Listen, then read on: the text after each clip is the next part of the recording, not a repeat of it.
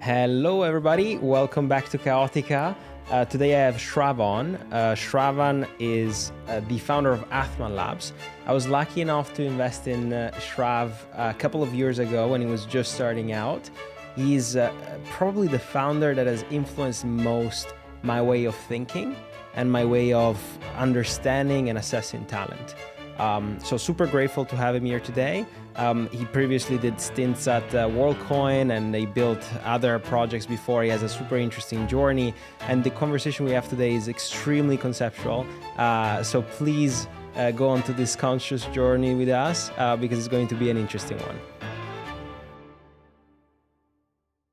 One place to maybe start is to talk about the first time and the interactions we had, in the sense that during the investment process, it was really quite unique because I met you on I think Thursday, and then on a Friday, like I met you for 30 minutes on a Zoom call, and that 30 minutes became an hour and a half. And then we were like, actually, I have a 30 minutes meeting, but can you hop back onto the call right after you told me? And I was like, okay, sure, let's do that. So we hopped back onto the call and we did, I think, another hour after that. So we spoke 2 hours and a half. And then I asked you, can you come in person the day after? So you came and we did, 4 hours in person at the whiteboard? Cut a whiteboard out. Yes. Perfect. So you came in and you sketched out the whole plan for Atman and what it was going to be and the architecture that you had in mind. And it was interesting because it was super conceptual in the sense that it really was built from a place of first principles in a way that you were deconstructing, okay, what are we trying to achieve here? And at the time, if I remember correctly, I mean, the core that you were trying to achieve is a system that is, simulating human expertise, but the consciousness itself was important. You know, what does AGI mean? How do you achieve that? And consciousness within that. And you deconstructed how that is achieved in humanity, in human systems. And then you tried to formalize an architecture around that. So that was interesting. So my question for you maybe to start is, what does it mean to be conscious in humanity for us in the first place? Yeah, I mean, it's definitely like a question, I think even to preface, right? I think it's a question that none of us in our lived experiences can potentially even truly understand. And so, what we have at our disposal is the ability to kind of make frameworks and think in abstractions and at least think that we know the answer, right? And if you asked me, right now, I think that when I think about kind of what is a framework that can be used to like explain, our existence and define what it means to live more consciously versus kind of live less consciously. I mean, I came up with this framework called the Conscious Flywheel. And I guess if you think about the universe as a whole, right, it's just kind of this massive composition of energy, right? And as humans, what do? We go through the world, we consume energy, we transform energy, right, into different manifestations that we call different things. And we like continue that cycle basically. Like that is our life. And so, I mean, when we think about what it means to and how we transform energy and why we transform energy, I think this idea of a conscious flywheel is broken down into 3 major pieces: awareness, agency, and synthesis. And so I think our conscious experiences, at least our individual conscious experiences, fundamentally start off with awareness, right? And awareness is, I think, what it means to be us. It's our mental model of the world. It's, the abstractions that we use to define the things in front of us. It's the abstractions that we use to define, things that we like or don't like, things that, we think are good or bad. And we all have fundamentally a completely different awareness of how we perceive the world, how we perceive our existence. But it's that mental model that kind of like makes us human. And then using that awareness, we can decide to take action in the world, and we take action to basically transform energy around us, right? Like this taking the action to like have this discussion, right? Like even a conversation, it's not a physical transformation of energy, but it's kind of like a, you know, mental exchange of ideas, which in itself is exchanging energy. You know, the idea of like creating a piece of artwork, or even, you know, the idea of any action that you take in the world that was guided from your awareness is what we call agency, right? And then the outputs of that action is you know, synthesis, right? Like the output of taking an action ultimately like transforms energy and creates, you know, a new reality. And ideally, the synthesis that you create, maybe you design a new piece of artwork, or you decide to like explore and learn about a new subject. Mm-hmm. And that synthesis, that process of actually completing the action and the action itself, the reason why it's a flywheel is that should ultimately like expand your awareness. And you kind of have this flywheel where as your awareness expands, the actions that you take change, and then how you transform energy changes. And so why does it feed back into awareness? Is it because there is a reinforcement mechanism where I see the outcome of my work in synthesis, and as a consequence, it affects my awareness? Well, let's take this conversation, right? Like we might introduce new ideas to each other, right? And just by like kind of committing to that process, the ideas that you introduce to me or the ideas that I introduce to you might change my mental model on certain things. And you know, ideally a highly conscious conversation versus kind of like shooting the breeze or talking in pluses and minuses. I think, as you said, the Italian expression was should lead to a situation where, you know, I leave the room and the actions that I am going to take would be different had I not interacted with you, right? And so, you know, I think there's individual conscious experiences, right? Maybe it's like learning about a new subject, or and then fundamentally, because we don't exist in silos, right? There's also these joint conscious experiences. We come together, we generate like a new outcome. It could be like a conversation, it could be something physical, right? But ultimately, that then should expand our awareness and influence, you know, the next actions that we take. And I think the idea of what it means to live consciously versus what it means to kind of live subconsciously or unconsciously, right, is, you know, I think if your awareness of the world is like quite deep and quite nuanced versus an awareness that is quite shallow, I think that's probably like an indication to where, you know, I think you can have kind of deeper awareness on a, you know, given, for example, if I'm looking at this plant, right, if I'm able to kind of describe this plant in, you know, with so many different abstractions and connect that to other experiences that I've had in the past versus if I just look at that plant and say, oh, it's a plant, and kind of don't really connect to it, you can have deeper awarenesses of the world. And I think when it comes to agency, you know, if you're able to sort of proactively take action into the world and take action with intent, right, versus kind of acting reactively, right? I think fundamentally what's an example of like an unconscious action, you know, you throw something at me and I reflex. So I'm kind of reacting. I'm not understanding deeply why I'm taking that action and how my unique awareness has brought me to that position. I'm just trying to survive, right?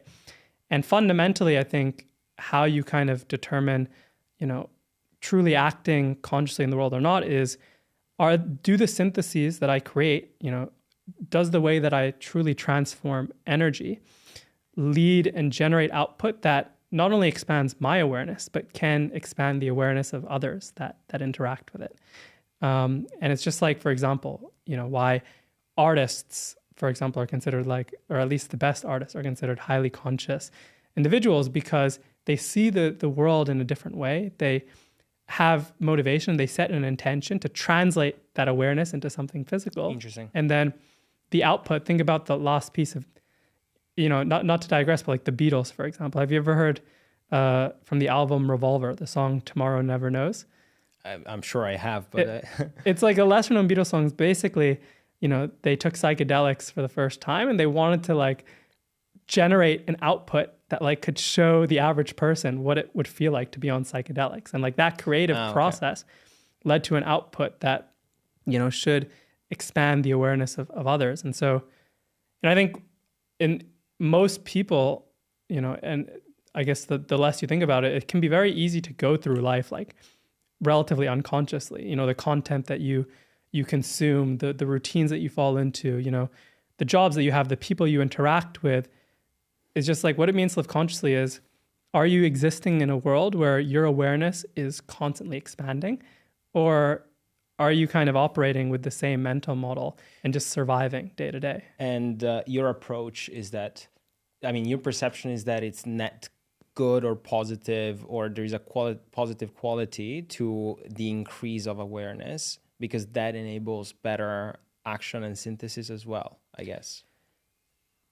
Yeah, I mean, I think it's hard to think that there is like an absolute truth, like a good or bad, but I think about it as, you know, there's two kind of mental models of existence. The first is surviving, right? And the second is thriving. And I think naturally you can't exist 100% in like one bucket, in the bucket of like thriving versus surviving. But if you asked me, you know, what is thriving and what is the purpose of humanity, or what it means to be human, you know, I think self-expression is a huge part of that. And I think fundamentally what self-expression means is generating syntheses that reflect your unique awareness of the world. And as a side note, if people say like, oh, but actually reproduction is like the purpose of humanity, like reproduction is actually the most conscious of syntheses. You know, raising a child through the world with your unique mental model is an example of like creating a synthesis that's a projection of your awareness. But you know, I think fundamentally there's probably no absolute truth on what it means to what's the ultimate, you know, what's the goal of life, right? But if you asked me, I would say, you know, actually being able to, we're on this world for a short amount of time, to be able to understand as much of this world as we can in a very nuanced way, and to actually be able to connect with people on a deeper level, aka connect with people in ways that expand collective awareness, is what it means to thrive versus kind of just survive, which is you have your kind of fixed and shallow mental models of the world, and you know, you're just kind of going through life reinforcing those mental models, and yeah, surviving. And obviously I think it's on 100 to 0. There's balances, right? If you really want to expand your awareness by doing something deeply dangerous, then if you have no more awareness, then there's nothing left to expand. What's the not correct, but what's the direct, you know, how do you assimilate information in a way that expands awareness?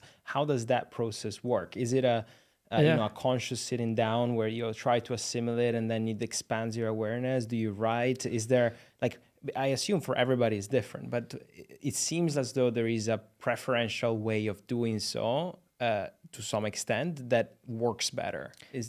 I think it's about reflection on the things that you consume, right? It's like, for example, like an artist or a poet that like is more conscious, right? And for example, one example of self-expression that I love and I actually have done in the past is stand-up comedy.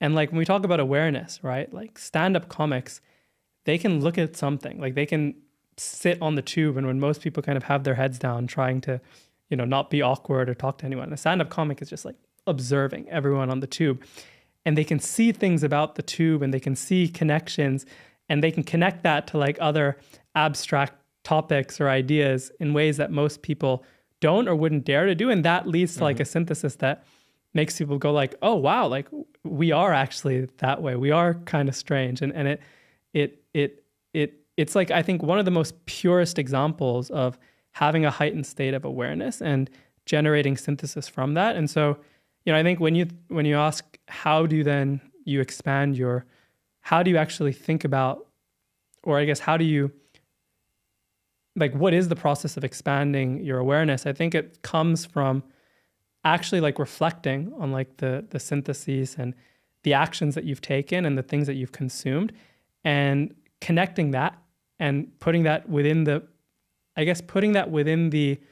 framework of your existing mental model, and going, does this break it? Does this reinforce it? Or does this actually like expand it in a certain way? And do you practically take time for that? I think it's not something that is requires like at the end of the day, you don't have to sit down and say like, these are all the things. So it's just a way of life in the sense. It's just a way of life. It's just like, what it means. You're someone who's deeply curious, right? And like, even in this conversation, both of us, we can like end this conversation discussing a lot of new ideas and go down and actually like write down, this is interesting. This is what I agreed with. This is what I disagree with. This is what I take away with it. But it's just something that happens naturally because we're open, right? We're open to it. Whereas like, if you're not open to it, if you go in with kind of like a preconceived mental model of a conversation, for example, and you can both be talking, for example, you won't really be listening and digesting the conversation, and your mental model won't really be expanding. So I would say it's more of like a way of life. Like you either go through life kind of open and just trust the fact that, as I ingest more energy and ingest more information, my awareness will reshape itself, right? Or you go into it kind of clinging to like what you believe is your mental model of the world, to where even when you interact with something, it won't really penetrate you. Indeed. And so, yeah, I think it's just like we talk about the universe being energy, and we are just, as humans, we're channels of this energy. And so I think it's really like, do you let this energy pass through you, or are there like certain blockages that prevent you from actually experiencing the situation in its purest form and allowing that to truly like change? What kind of blockages could they be? Those blockages could be ego. I think fundamentally, right, it comes down to when we talk about surviving or thriving, right? It's like love versus fear. And so, one example of like an abstraction that like gets in the way, right, is our ego, which is, I think, just like an abstraction that like, this is a plant. Like, I am Shravan, you are Michelangelo, is like an abstraction. But we use these abstractions to kind of like protect us. And so, I think ego and fear are examples of like, I either might not take an action because I'm afraid that it will end up this way, but it could also end up in a different way. And ending up in a different way expands my awareness. Ego, for example, like I think like certain cultures can be quite ageist, right? And so ego would be like, this person's 20, I'm 50. I have so much more like lived experience. So, there's nothing I can gain from like hearing some 20-year-old, even though their awareness might be shaped from a completely different thing.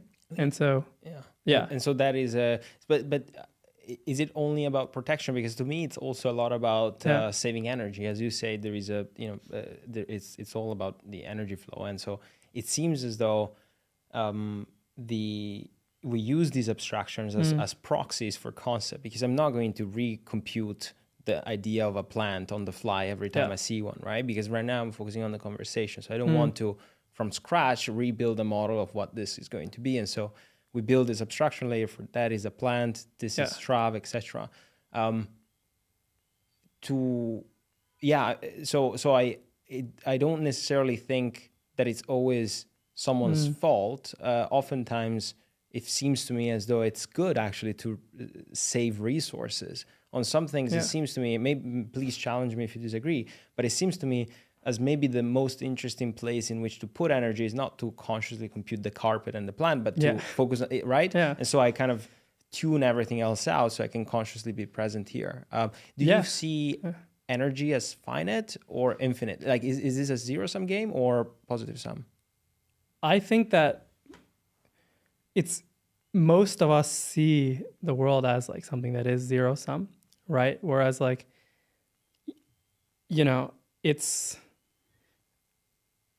I think that fundamentally like energy can be like positive sum and can be compounding. And so it's a question of, I think your point, right? Like, I'm not going to like consciously reimagine the idea of a plant or a carpet, but it's like, given the situation that's in front of me, what is the best place to channel my energy that would lead to something that expands my awareness in the highest derivative? And in our case, it's talking to each other. If I was like sitting in a room by myself, if I was locked in this room, right? And I was someone who thought that like energy is compounding versus zero sum, and you weren't in front of me, then I probably would like really look at this plant and like deeply ruminate, because what's my alternative? My alternative is just like being bored and like on waiting. your phone and Yeah. And so it's like fundamentally, I think with everything, especially with like consciousness and energy, we won't know in this experience if there is an absolute truth, right? Like we won't truly unlock in our kind of lived lives with kind of the cognitive capacities we have. There's a theory that we will never understand consciousness. We will truly never understand truths of like, is energy a zero sum or is it infinite? And so I really think that the idea of, the idea of believing in something, Pascal and this idea of like Pascal's wager, right? Of like, I want to believe in God, not because I think God exists or I think God doesn't exist, but the power of believing in God is something that can like make my lived experience feel like more limitless. And so I'm choosing to believe that I think there is an infinite flow of energy that can exist. And then to your point of like, it becomes like the agency of where I direct my energy and how I want to transform energy. That becomes the challenge and the decision that each of us make every day. The agency of like, I want to direct my energy towards you in this conversation versus tune you out and just look at this plant and like ruminate on that existence. That's an important decision that I make. Whereas like if you weren't in this room, am I going to take agency to try to like, expand my awareness in some form, or am I going to just kind of like waste almost? It's interesting. It sounds to me that as though you are not 100% certain about whether it is zero sum or positive sum, and it's like it sounds like you're choosing quite deliberately to lean one way 100%. Because you feel as though that's the positive, recursive loop. Yeah. But what happens if you're building your frameworks onto a wrong assumption there? I think you have to tell yourself, and I think you have to be, because like a scientist will always say like, just because if something isn't proven, then I'm not going to adopt it to my mental model. But I think we don't have time. Yeah, I think it's just like this belief that if you think that something fundamentally can't be proven in this existence, in this limited existence, then you are the power of your beliefs, right? And I truly believe that like your awareness determines like the syntheses that you create and the actions that you take, right? And so how can you frame your awareness in such a way that truly allows you to act in the way that you feel is most conducive for you? And to your point of like maybe this awareness was founded off of a wrong assumption. I don't know if that assumption can be like verifiably proven in our lifetime, and so I'm acting under the assumption that that isn't the case. So it's a choice, and it's a choice of free will. And I think the choice of assuming that energy is infinite versus energy is zero sum, and the purpose of life should be to expand our awareness. I'm taking that choice because I believe that my lived experience will be better because of it. And then B, I think in terms of like, going back to like this idea of like Pascal's wager, right? It's like, I believe in the power of believing, because if it was true that like energy is infinite and I kind of spent my life, existing in a zero sum way, the outcome of that would be far more negative than, if, for example, energy was zero sum, but I interacted in life as if it was infinite. I think it would be a worst case scenario to have, been living in a very limited way if life was limitless versus living in a limitless way when actually life was limited, if that makes sense. It does, but I feel that I'm not so sure that if we assume that there is a zero-sum game to be played, it's fundamentally necessarily a negative thing. It could very easily actually,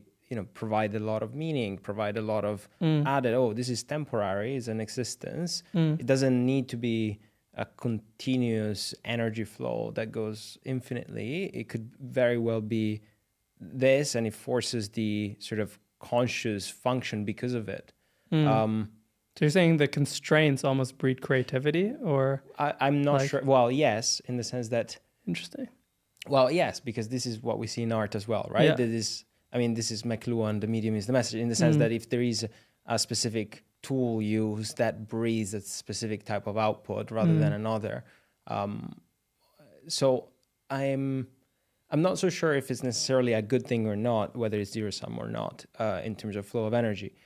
But I just don't know whether it would drastically influence or drastically change the way you would live your life. You would still try to gather that energy. You would still try to process the information, build your awareness, process it. Maybe even more so because there is little of it.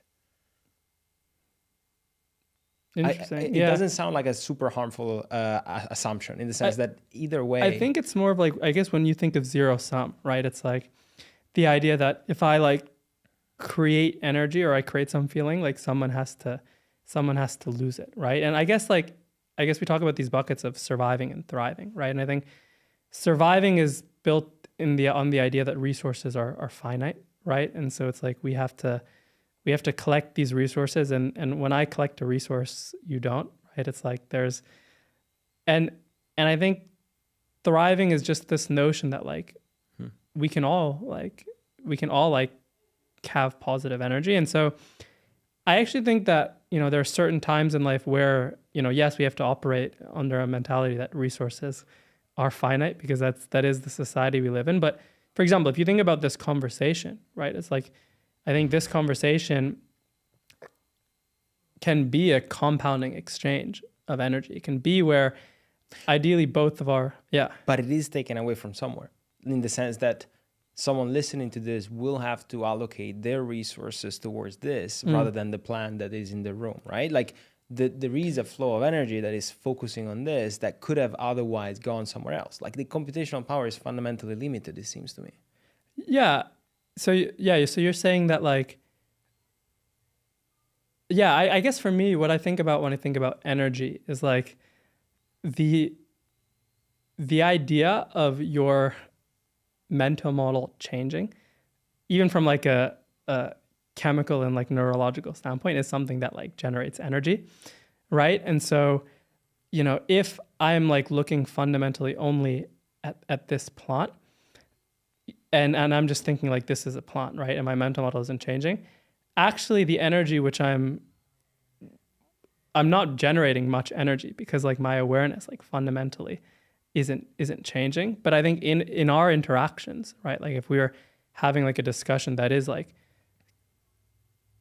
quite deep and expanding our mental models, I think about like the energy that is generated, right? Versus the energy that is like, there's like physical energy that's like what it means to like actually have this discussion and like, actually like expend energy towards having this discussion. But then there's the output of that discussion, which is, if our awareness is like truly expanding, if our thoughts on the world are truly expanding, and how we see our existence and how we see the world truly expands, and like even like fundamentally there is like this expansion of a mental model, there is this energy that is required or that is generated, and even like processing that and expanding our mental model. And I think the point is that in this conversation, it's like we might, just by having a conversation, that might require like X energy, but the resulting energy of both of our awareness expanding is greater than the energy that we put in.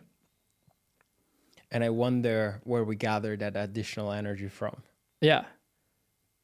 I think it's like the process of like a conscious synthesis generates like a lot of energy to where, and I think it's this notion of you're not necessarily expending energy in a way that makes you tired. For example, like you can go into a job that you hate where you kind of know the output every day, and you're generating, you're expending energy, but you're not receiving any energy back, right? You're putting that energy into the universe, but your awareness isn't fundamentally changing. And so that's why it feels zero sum. It's like I put all this energy in, right, and now I have no energy, right? And so that feels zero sum. But actually, like energy and energy flowing through you is like a good thing. It's like being charged, right? And so it's like, right.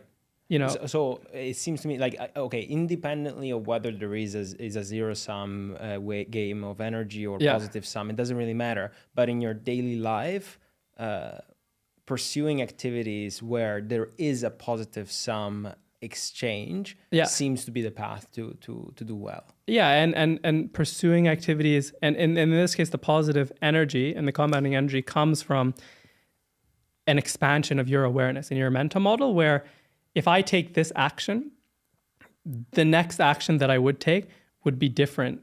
If I take action A, then the next action that I would take, action B, would be different if I hadn't taken action A at all, right? And so, I mean, it's interesting what you say about, so into someone living a conscious experience that is, the thing is, a lot of people are stuck in jobs you don't like, which you just mentioned very, very simply, where there is a zero sum exchange of energy, but they still have to do it because, you know, it's the reality they live in.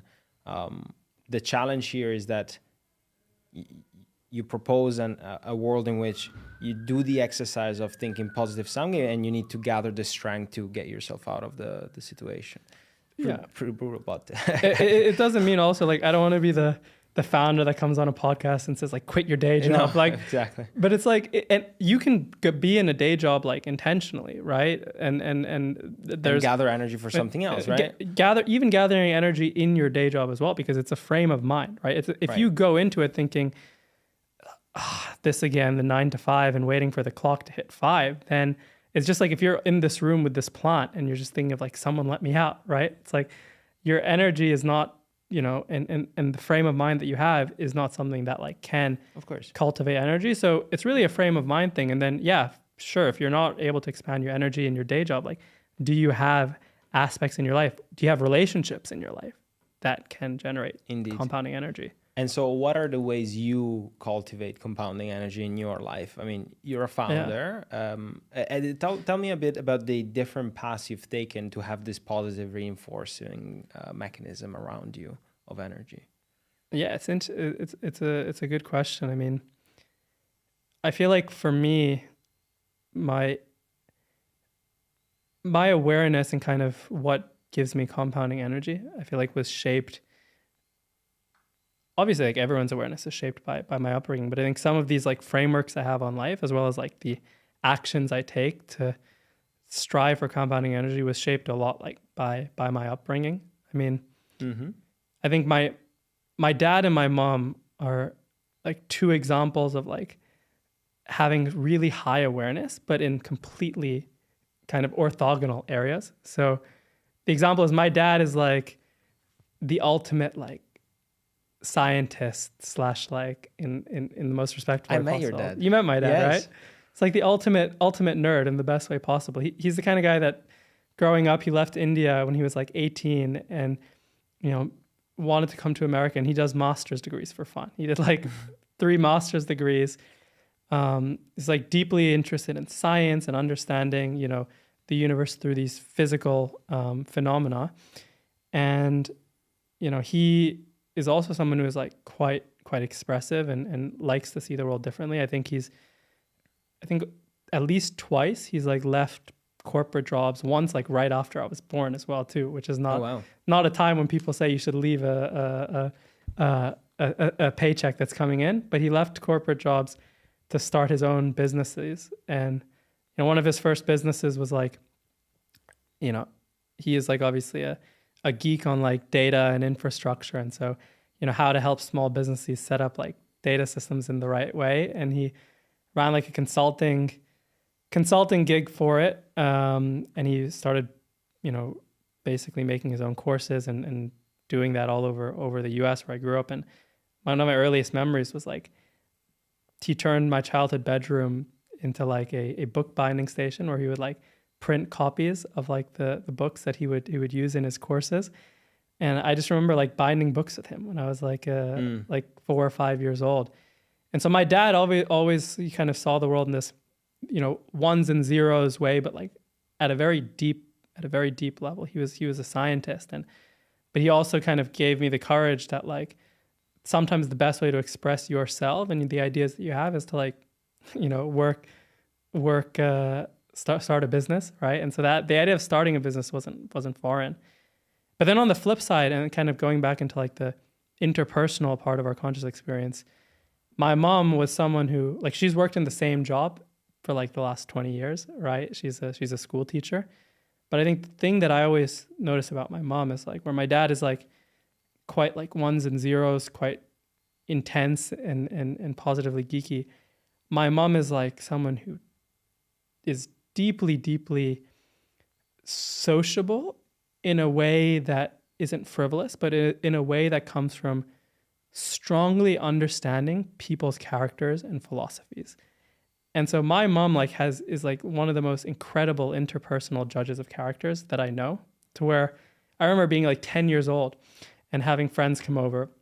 And after I would leave, my mom would be like, this guy has your back. This guy probably won't. Like if push comes to shove. And she was good. She was good. And my dad's like, what are you doing? Don't be judgmental. These are just 10-year-olds playing video games. But the same people that she said would have my back or not are still in my life today. And I mean, she was someone who was like, she is someone who's quite magnetic and people really like feel safe around her. And at the same time, she understands group dynamics incredibly well to where, she could, whereas like, my dad, for example, hated corporate America because of like certain group dynamics. And also he found like he wasn't able to express himself.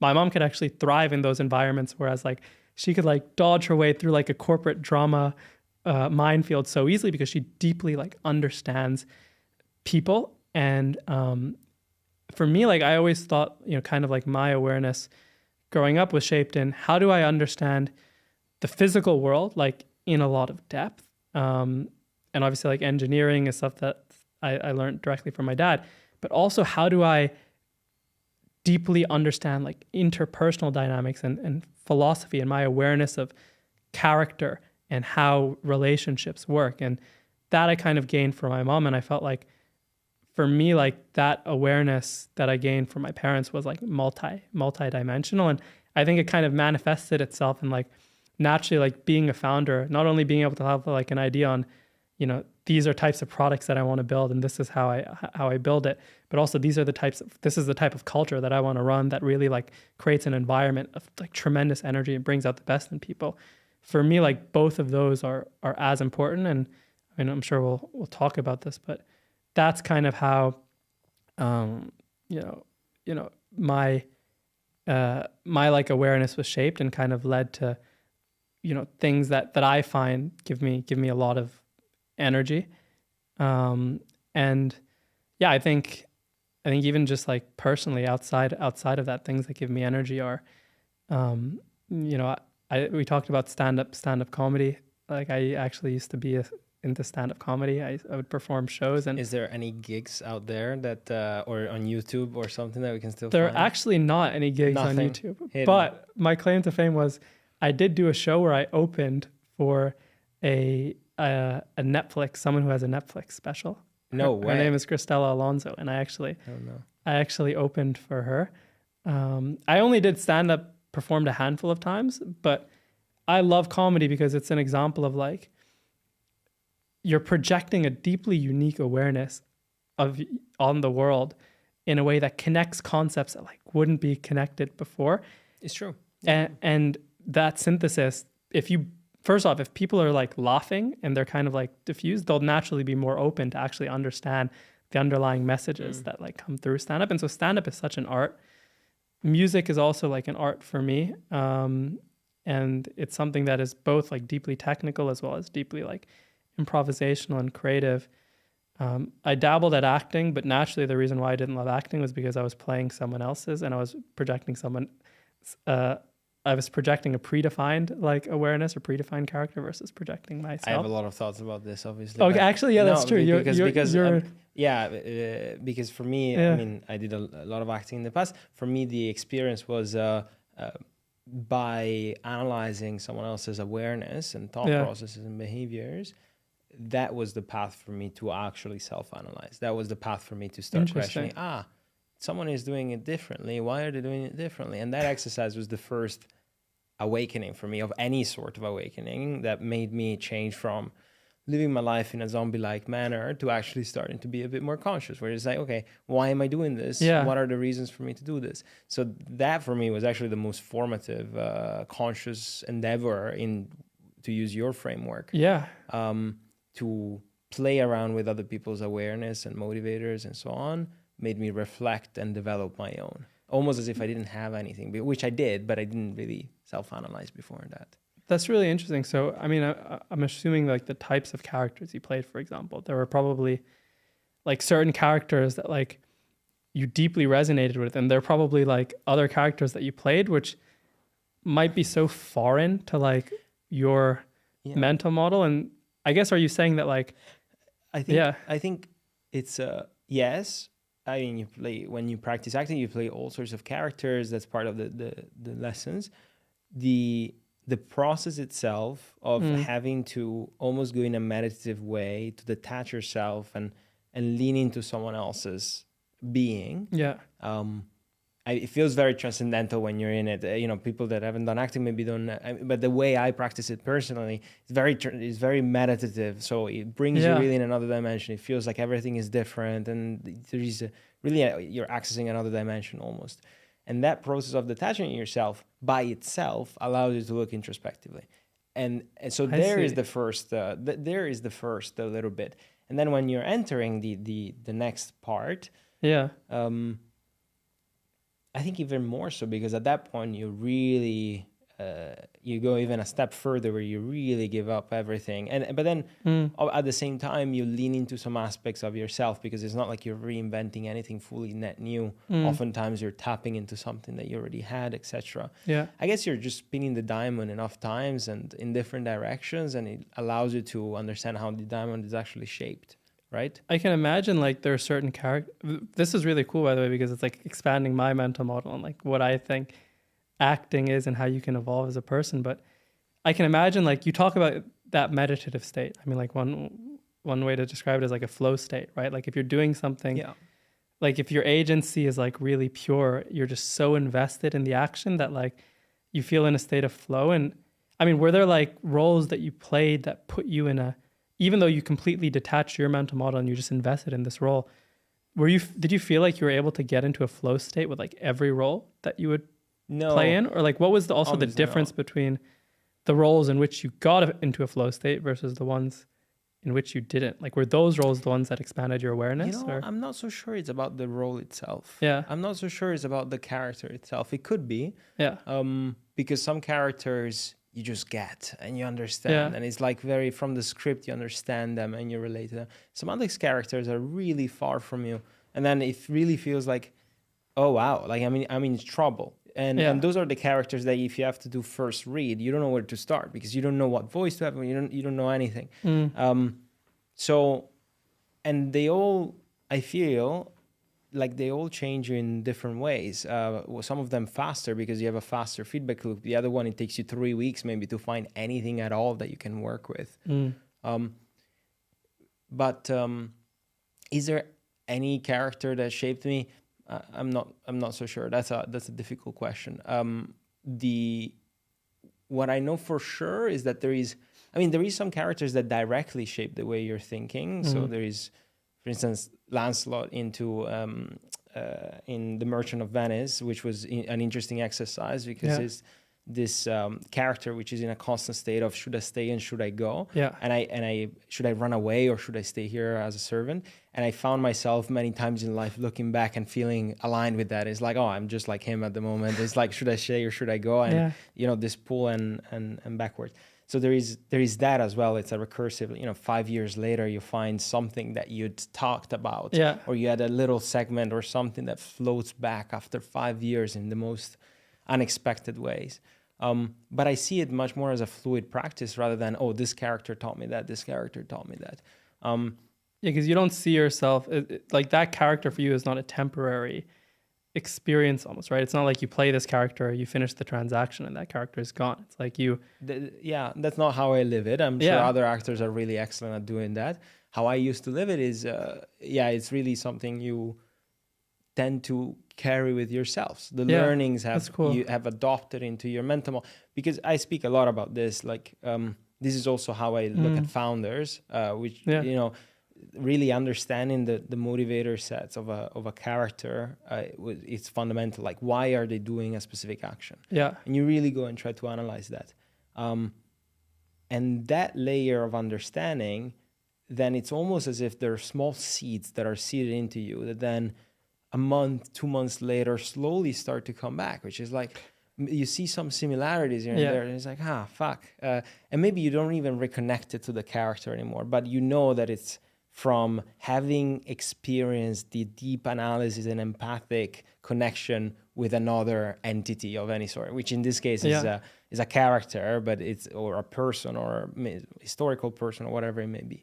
And I'm sure historians maybe have the same, right? Like someone that writes a biography, you really understand someone. And I like to think that this is maybe one of the reasons why I invest, because that is my way of exploring more. It's like, it's my way of understanding and exploring more, which is... Your awareness expands you use characters as a framework to expand your awareness, it seems as though that's I've gotten definitely that sense from you, because like it's like there's tons of frameworks, right? I mean, we could talk about loads of frameworks that like expand your awareness, but it's just like, for you, it's like this character and how they live their life is a framework that you use to like organize, you know, your mental model, or you can like pick and choose certain things of that character that like resonate with you or kind of manifest themselves like in another situation and cause you to remember that experience. And that's really interesting. It's like where most people... I mean, it's also that's cool. I mean, I've said this before, but I think, you know, the fact that I'm meeting such exceptional people for my job, which is founders that have deep connections with their whys. For instance, that it's almost as if I'm stealing their ideas, in the sense that I'm meeting people that have such developed frameworks, etc., about the world and the universe. And I get to learn about the world through them as an additional mean, and that's how I reinforce it. Which is, and I think that's you cool. Above all, actually, in the sense that I said it many times, but since I think you're the founder that influenced most my way of thinking in this proactive motivators versus acting more reactively on how the world how the world around you works. But there's so many shared learnings from one discipline to another that is pretty incredible. I think seeing one thing I noticed about you from interacting with you is that you are a deeply curious person, almost like a proactively curious person who wants to like ask all the questions. And, you know, it's like you see the world in multiple dimensions, right? Like you want to understand a founder's why, as well as like you want to understand every single detail about the business, about the technology. And I think like you have like this intense app that's like quite conscious to me, like, because it comes from a place of kind of purely like expanding your awareness, right? And so I see, actually you've expanded my awareness on like actually how acting is also like quite a conscious endeavor, because I can imagine that same level of curiosity and precision and desire to connect with a character is pretty much the same in terms of like when we interacted. I think maybe because we were on the same wavelength, or maybe because some of the things that I said really interested you, I felt like we connected quite quickly because of both of our kind of like proactive desire to understand like each other better and kind of like generate maybe some even shared frameworks from like the frameworks that we've had individually. And so which is hopefully what should happen in a lot of founder-investor relationship, but not only. But this is ideal, right? Because we have this reinforcing feeding mechanism where there is a proactive exchange. And I know this was part of your decision-making when choosing who to work with. Like, you know, we've spoken about this. But what's interesting here is that I think that this level of appreciation and conscious activities can actually be found pretty much anywhere in any art, any craft, almost independently of the craft itself, and much more closely linked to the degree of intensity in which you practice that art and that craft. Yeah, what are the motivators for like actually, do you let the craft consume you, or do you kind of like engage with the craft quite transactionally? Both. I feel like if you engage to a certain extent, it drains from other sides of you, right? Where you don't have the energy to recompute a little plant, right? Yeah. I mean, I guess there's probably levels, right? But I think it's like with everything, and then it's like, what is your motivation for pursuing the craft? Is the motivation to express yourself and expand your awareness, or is the motivation because, there's something external that you want to reach?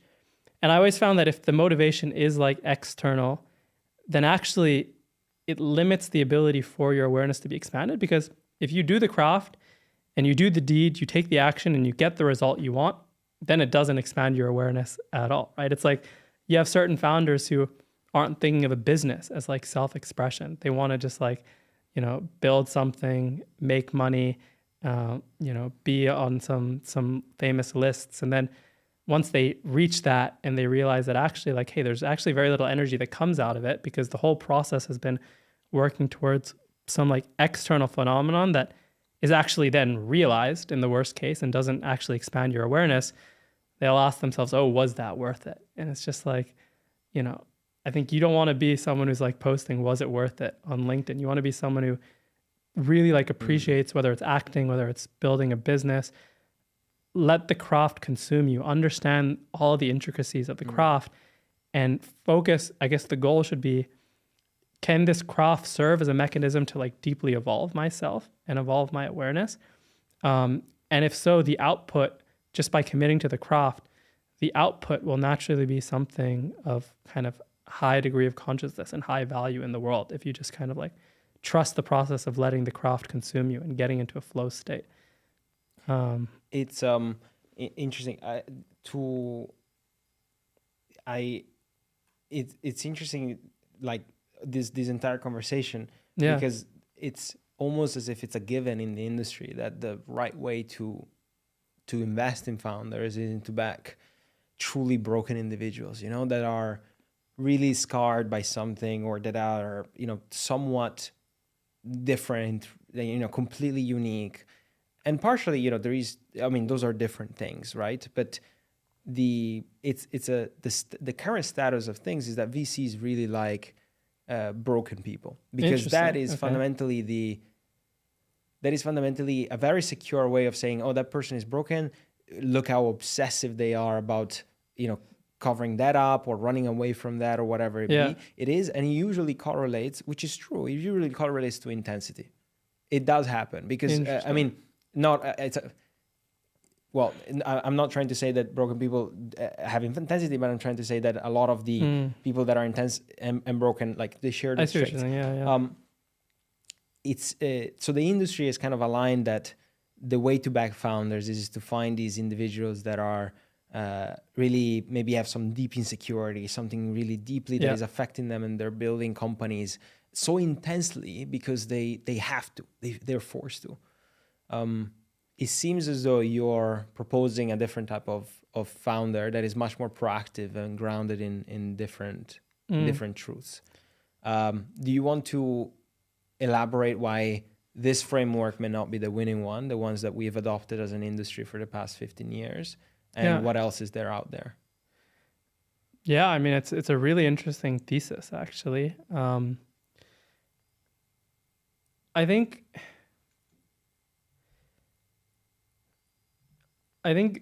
investing in a broken founder, I think it's like a similar degree of like, if you're entering a relationship when my mom, this is like my mom talking, right? She's like, she's been happily married for 26 years.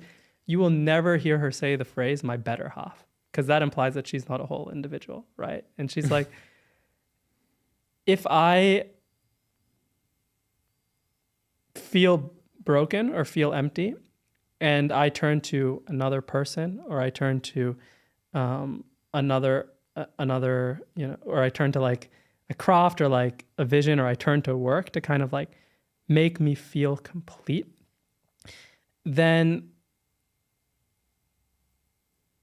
the second that I feel like it's kind of like a drug almost, right? It's like kind of, I need to, once you kind of take a drug over and over and over again, you know, you first might like feel like a baseline high, right?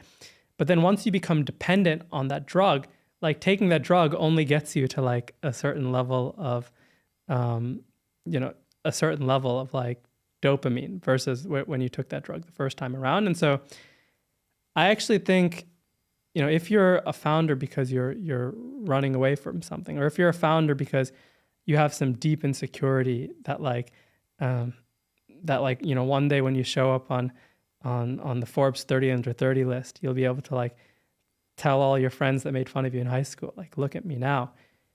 I mean, I guess one of two things can happen. One, the best case scenario is that you realize that you weren't never broken to begin with. And then it's just like, what happens now? Do you still like follow the path that you've been traversing? Or do you one day say, oh, now I've decided to retreat to a beach in Jamaica and make reggae music? Right. I don't know. I don't know because the thesis, I mean, fundamentally, it feels as though you're betting on people that are so broken that they need to build like truly gigantic businesses to get fixed or whatever close to it. So it's obviously you're betting on broken people, but not little broken, but like really, really problematic. And so the belief is that carries you all the way. The problem I have with that is that besides the fact that you get whole, which by the way, I'm not sure happens. I mean, it usually happens less times than it does. You know, people don't really get whole while building company. But like the problem for me with that is that it's like you're intruding a lot of personal problems and issues into building something that should be pure, right? Yeah. So you're optimizing for things, you know, someone that is maybe extrinsically different, nothing wrong with wanting to build for instance, I saw a tweet the other day, which is retiring your parent. If you've come across a founder that wants to retire their parents, back them immediately. It's like, I see it like, okay, it's nice. I also don't love like shallow quotes. Like of course. I think we live in an industry that tries to like compress and like oversimplify. Right. Versus like, of course. But But the core thesis there is like, oh, there is this incredible drive. But then it's, yes, but is that the right framework to build $10 billion, $100 billion businesses? Because at the end of the day, that's the goal of a startup, which is why it's coming together. But fundamentally, it feels very short-sighted to me. And I think it's like deeply like, I think the second point as well is like, you then go through life. I get like, there's kind of two buckets, right? The thriving and the loving bucket, the exploration bucket, and then the surviving bucket and the fear bucket. And you go through building a business with a lot of fear fundamentally, right? And so it's like the people that are broken because they feel like this is my life raft, right? Their every action will be like, how do I stay on this life raft as long as possible? Versus how do I swim as far as I can? And I think that leads to, I mean, in a startup, like you can tell cultures that are fundamentally based around fear, right? You can tell cultures that are fundamentally based around like love and curiosity. The people feel like, you know, quite emotionally secure versus like emotionally charged and emotionally insecure. And the types of risks that people are willing to take in a culture that's based around love and excitement and exploration are fundamentally different than the types of risks that people are going to take in cultures that are like quite insecure. Cultures that are quite insecure have so much more overhead of people like trying to show that they have worked and clocked the hours versus, and so I think it's just like short-term validation cycles. Short-term validation. It's like, I got to text this. I have to, if I'm broken, maybe also part of the reasons why I'm broken is like I have this obsessive need for like for validation, and one round after another, get the rounds, get the fast, get that dopamine hit. Tell that investor I hired this. So that I feel secure on my path whilst I'm doing this. Exactly. So it's like it's like, do you think of a startup as a life raft, or do you think of a startup as just like naturally my DNA is a swimmer, so I'm gonna just like swim and just see where the journey takes me.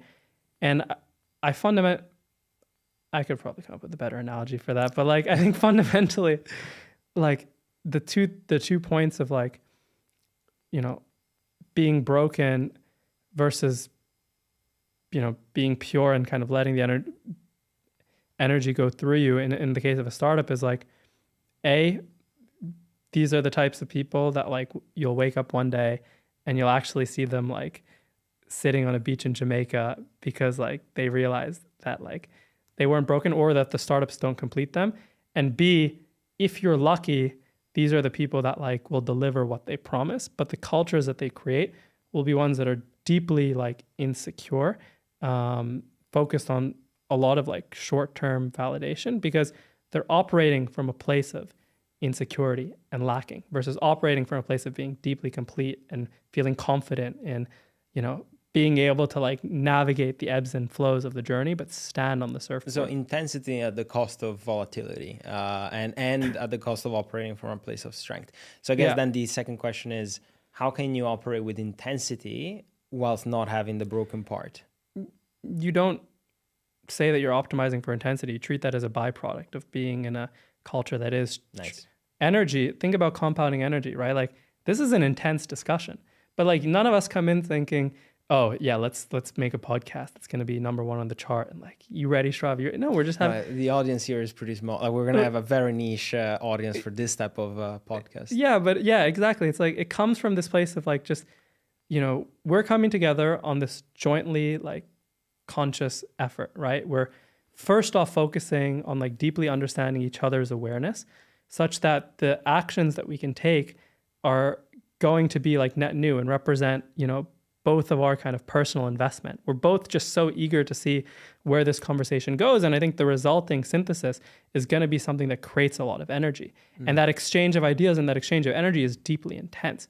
You optimize for intensity as the byproduct. Like I see these like 9, 12, 7, right? In order to catch up, you know, sleep with a mattress under the office. And the reason why people are doing this and also find the need to post about doing this is really just to optimize optics.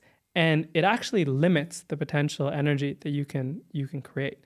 And so, I mean, it's also to feed into narratives, and there is a very utilitarian point of view, and it's like you're creating, and yeah, it's a pretty precarious situation of trying to cram as much resource as you can because you're actually desperate. That's the truth. Yeah, you think that like it's finite. You think that it comes from a place of zero sum versus like infinite mindset. It's like, oh, this is why like founders that don't have deeply creative hobbies, I think there's a limit on like the level of success that they can have because at a minimum, the ideas that they create or the ideas that they think of will be capped, and at a minimum they'll deliver at a maximum they'll deliver what they say and nothing more. And so, you know, this idea of like, oh, if I'm working 9 to 12, if I take like an hour off to go play music or like read this like orthogonal piece of literature or learn about this subject, it's zero sum. It'll actually like take away from the amount of energy I can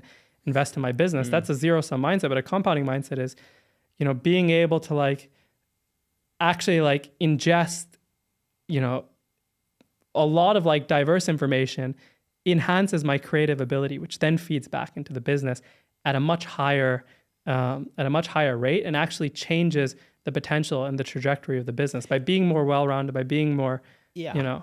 I think there's also different types of businesses and different types of companies that need different things, probably, in the sense that, you know, when building something that is really, you know, you're really ambitious and really out there and really pushing the boundaries, then you probably want to acquire some sort of level of ground truths, where you're gathering some fundamental information about the universe from acting or whatever one's practices, and you're introducing that back into the business, and that allows you to do lateral sort of synthesis where you come up with something that is really interesting and additive.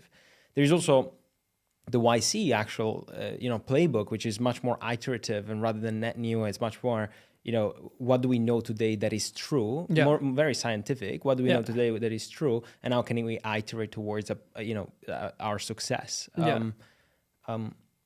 I'm not sure if there is necessarily one company.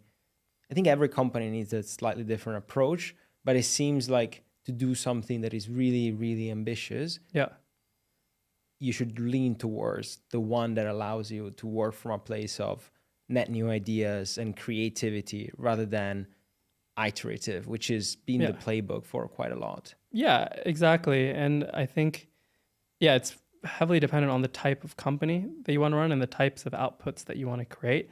If you have a very clear output that requires minimal invention, but you just need to like ship it and grow business, right? Which I think is definitely kind of, if you look at the distribution of YC companies now, right, it might be that distribution was like closer towards like the invention in the early days, but now it's more focused on like playbooks and generating value from playbooks. Right. And so that requires a different type of energy. And then, for sure, like in that case, I think invest in the broken founder who you can give a playbook to and just say like, deliver it, execute it. True. But I think in the most ambitious of ideas, which I'm lucky enough to have, even before starting Atman, have worked on projects that are like moonshots and require a level of creativity from like openness and, you can't let things like fear, you can't let things like ego, you can't let things like this get in the way, because you don't even know, there's no playbook for like, building moonshot companies ideally. And for me, that's kind of for me in the idea of like expanding awareness and doing things that are focused on expanding my awareness as much as possible. The type of companies and the types of businesses I want to run are the moonshots of the world. And I'm telling you right now, being in a moonshot versus being in a company with a clear ceiling requires so much more energy and so much more work. But, no moonshot of a company has like 9, 12, 7, like on the board, and like has people that are like comparing the scores of their Oura rings and competing to see who has like the least readiness score. They're all just people like this conversation that come in with, without things that get in the way of their awareness and their desire to learn more about the world and follow this moonshot. They come together and they just like act as in unison, and they just, are following like a trajectory. They don't know exactly, there might be certain things along the way that like deeply surprise them. But they're confident that just like by following this trajectory together with this group of people, the path is just going to be incredible. And so, since you mentioned your previous endeavors, why don't we speak a little bit about the learnings and the journey from your different adventures? Not everybody gets to work closely to Sam and other people that were involved and are involved at Worldcoin and also previous companies that you've worked through. So why don't we speak about Worldcoin, where you had the chance to lead growth for a little while. So curious to learn more about that experience and how it went and what you took away from it. Yeah, I mean, Worldcoin was a crazy ride. I think it was kind of the experience that made me comfortable working on moonshots and seeing like what that required, reorganize my mental model that we just talked about, and like how to how to frame your motivations, how to frame, the types, how to understand what is a truly like high performing culture that can invent versus one that's following a playbook. And I think Worldcoin also just gave me so many stories, but I think if we even want to start from the beginning, how I got involved in Worldcoin. So I have an applied AI background, actually. So when you mentioned running growth, I had zero operations experience before I started. And so how did I get to Worldcoin? I did my undergrad and my master's focused on applied AI. And in my undergrad, actually, as part of my master's thesis, I kind of worked on my first, like, what I thought was a moonshot idea, which was, this was before the crypto bubble of like 2021. It was like 2019. And stable coins were kind of all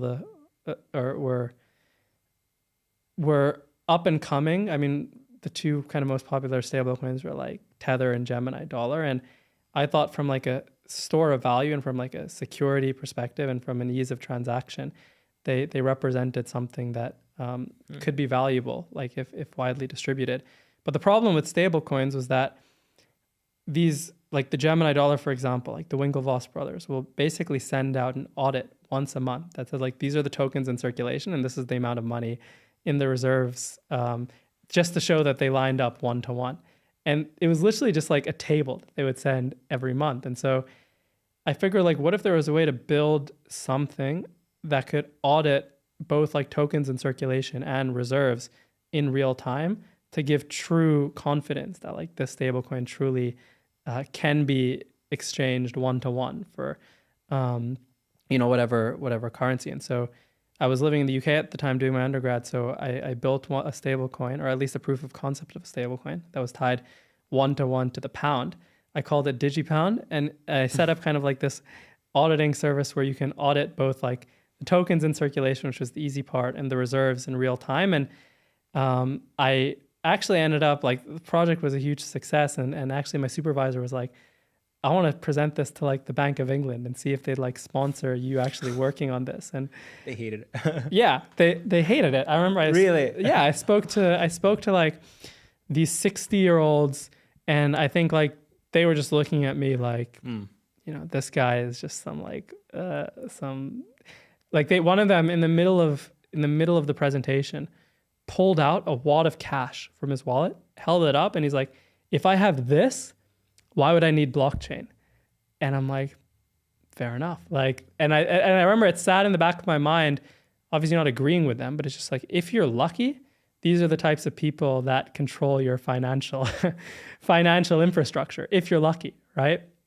And then fast forward to, 2 years later, I just finished my master's. I was working on a couple of like startups. The one startup that I was working on was like Airbnb for self-storage.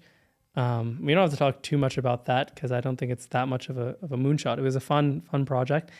And actually one of my friends who I did my undergrad with, and we kept in close contact, we would stay in touch. This was like 2020. And at the beginning of 2020, like we were on the phone, and he's like, by the way, I just found some of these people. He was studying at Caltech, right? Doing his master's at Caltech. We both did our undergrad together. And he's like, I found these people who are working on this like crazy project in San Francisco. And he was flying to San Francisco every weekend to work on this project. And he's like, yeah, the guy from Y Combinator is involved. And I'm like, oh, okay, that's cool. And he's like, I really think you should come and join us. And naturally every founder who's like working on something, it could literally be like, I don't know, some like automated like CRM email sender, or it could be like, OpenAI, whatever. Every founder who's like really drinking their own Kool-Aid and is in their bubble would kind of scoff at the idea of like dropping their business to do something else. And I'm like, no, dude, I'm democratizing self-storage. Like call me another time. But then, I was talking to my friend again, and he's like, yeah, like it's been about a month working with these guys, and I think they're working on something really cool. Can I at least send you the white paper?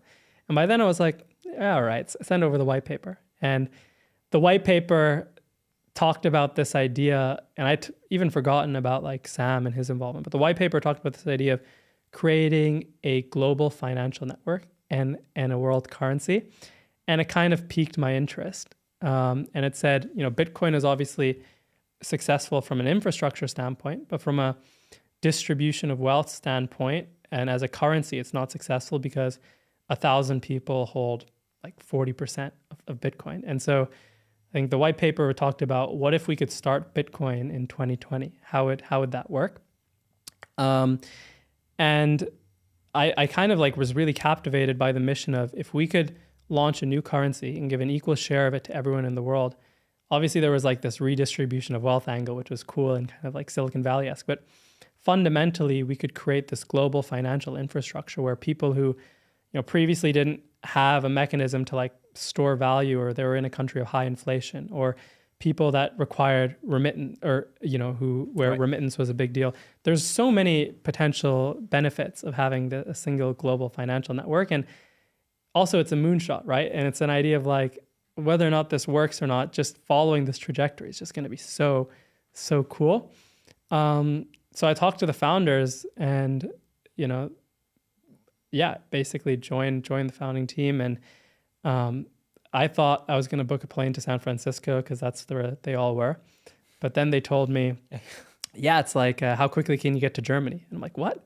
And then apparently what happened was the CEO, Alex, a good friend of mine, he actually wasn't allowed back into the country. Like they left San Francisco for a week to like see their family. And they all went to school, and they were from, most of the founding team was from the small town in Germany. And, you know, President Trump he closed the borders, right? And so they couldn't actually get back into the country. And so they're like, yeah, come to Germany. We're working out of like a little office space here, but I promise in a couple of months we'll be back in San Francisco. And I'm like, sounds good. Where are you guys? In Berlin? Actually, they were in a town of like 100,000 people in Bavaria. And so in the middle of COVID, I hopped on a plane, just like kind of following this adventure and following this energy. Then I took like a 3-hour train and was kind of in the middle of, at least to me, the middle of nowhere. I mean, I think it was still 100,000. It's not that small of a place, but still to me, it felt like the middle of nowhere, you know, living in London and in the States. And so, yeah, I remember joining the team, and how did I end up like leading growth with no operational experience? Well, you know, one of the things that kind of struck me when I joined the team was, you know, first off, the mission of Worldcoin and the technology that we were building was, if we were going to launch a new world currency and give a share of it to everyone in the world, we had to verify that everyone who claimed a piece of the currency had not yet signed up before. And so essentially we had to build these devices, in this case using biometrics, to verify that if you sign up and claim a piece of, you know, Worldcoin, you haven't signed up before. And so we were building these essentially like proof of humanity devices. And essentially what they were really like high-tech iris scanners. And so, you know, when I joined the team, it was incredible to see, first off, like how interdisciplinary everyone was. It wasn't just like a bunch of generalists, but we had people with like deep hardware experience that were working on like how to design, you know, a device that could withstand the heat of Ghana to like the freezing cold of Norway. We had like experts and PhDs in AI that would focus on, you know, if we had like a bunch of cameras set up internally and someone was like looking at the device, you know, how could you figure out where someone's eye was and position the cameras in such a way that could get a good picture and then convert that to an iris code.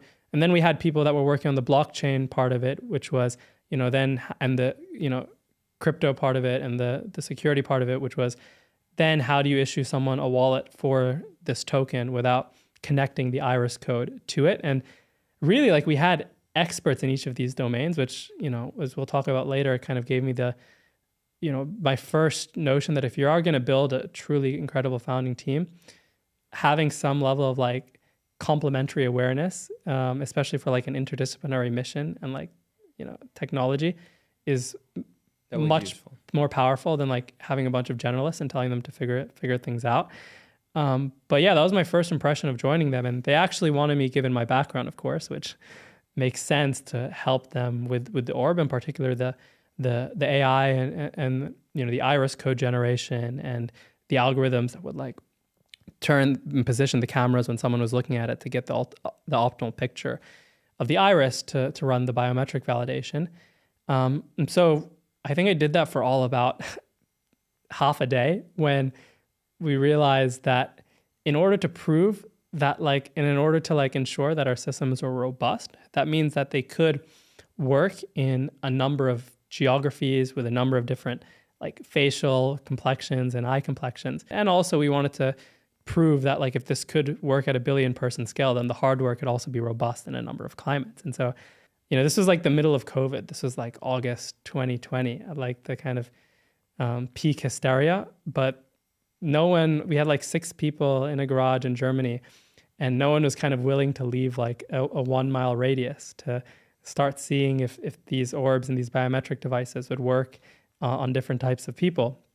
And I just remember like, hey, I'm the new guy here. May as well do this. And so I booked a flight to Turkey because that was like the quickest and easiest place that you can get into that was open during COVID.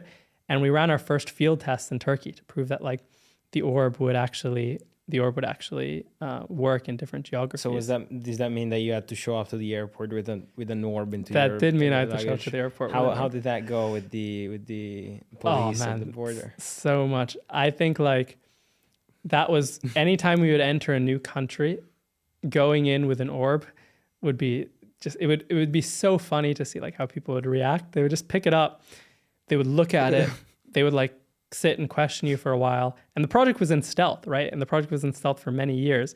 And so, yeah, like that was always a fun experience going through an airport. And we would never check in the orbs. We would always take them through carry-on. How come? Well, because it's quite expensive, quite a too complex, fragile. You don't too fragile. Okay. We didn't want to.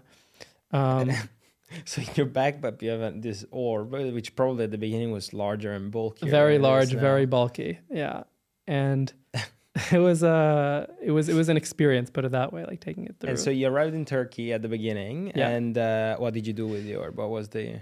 We basically like tried to sign up, or we basically tried to get as many people to like look at the orb as possible and see if it could verify that like they hadn't signed up before, or if they have. And for the most part, it like worked. It worked really well.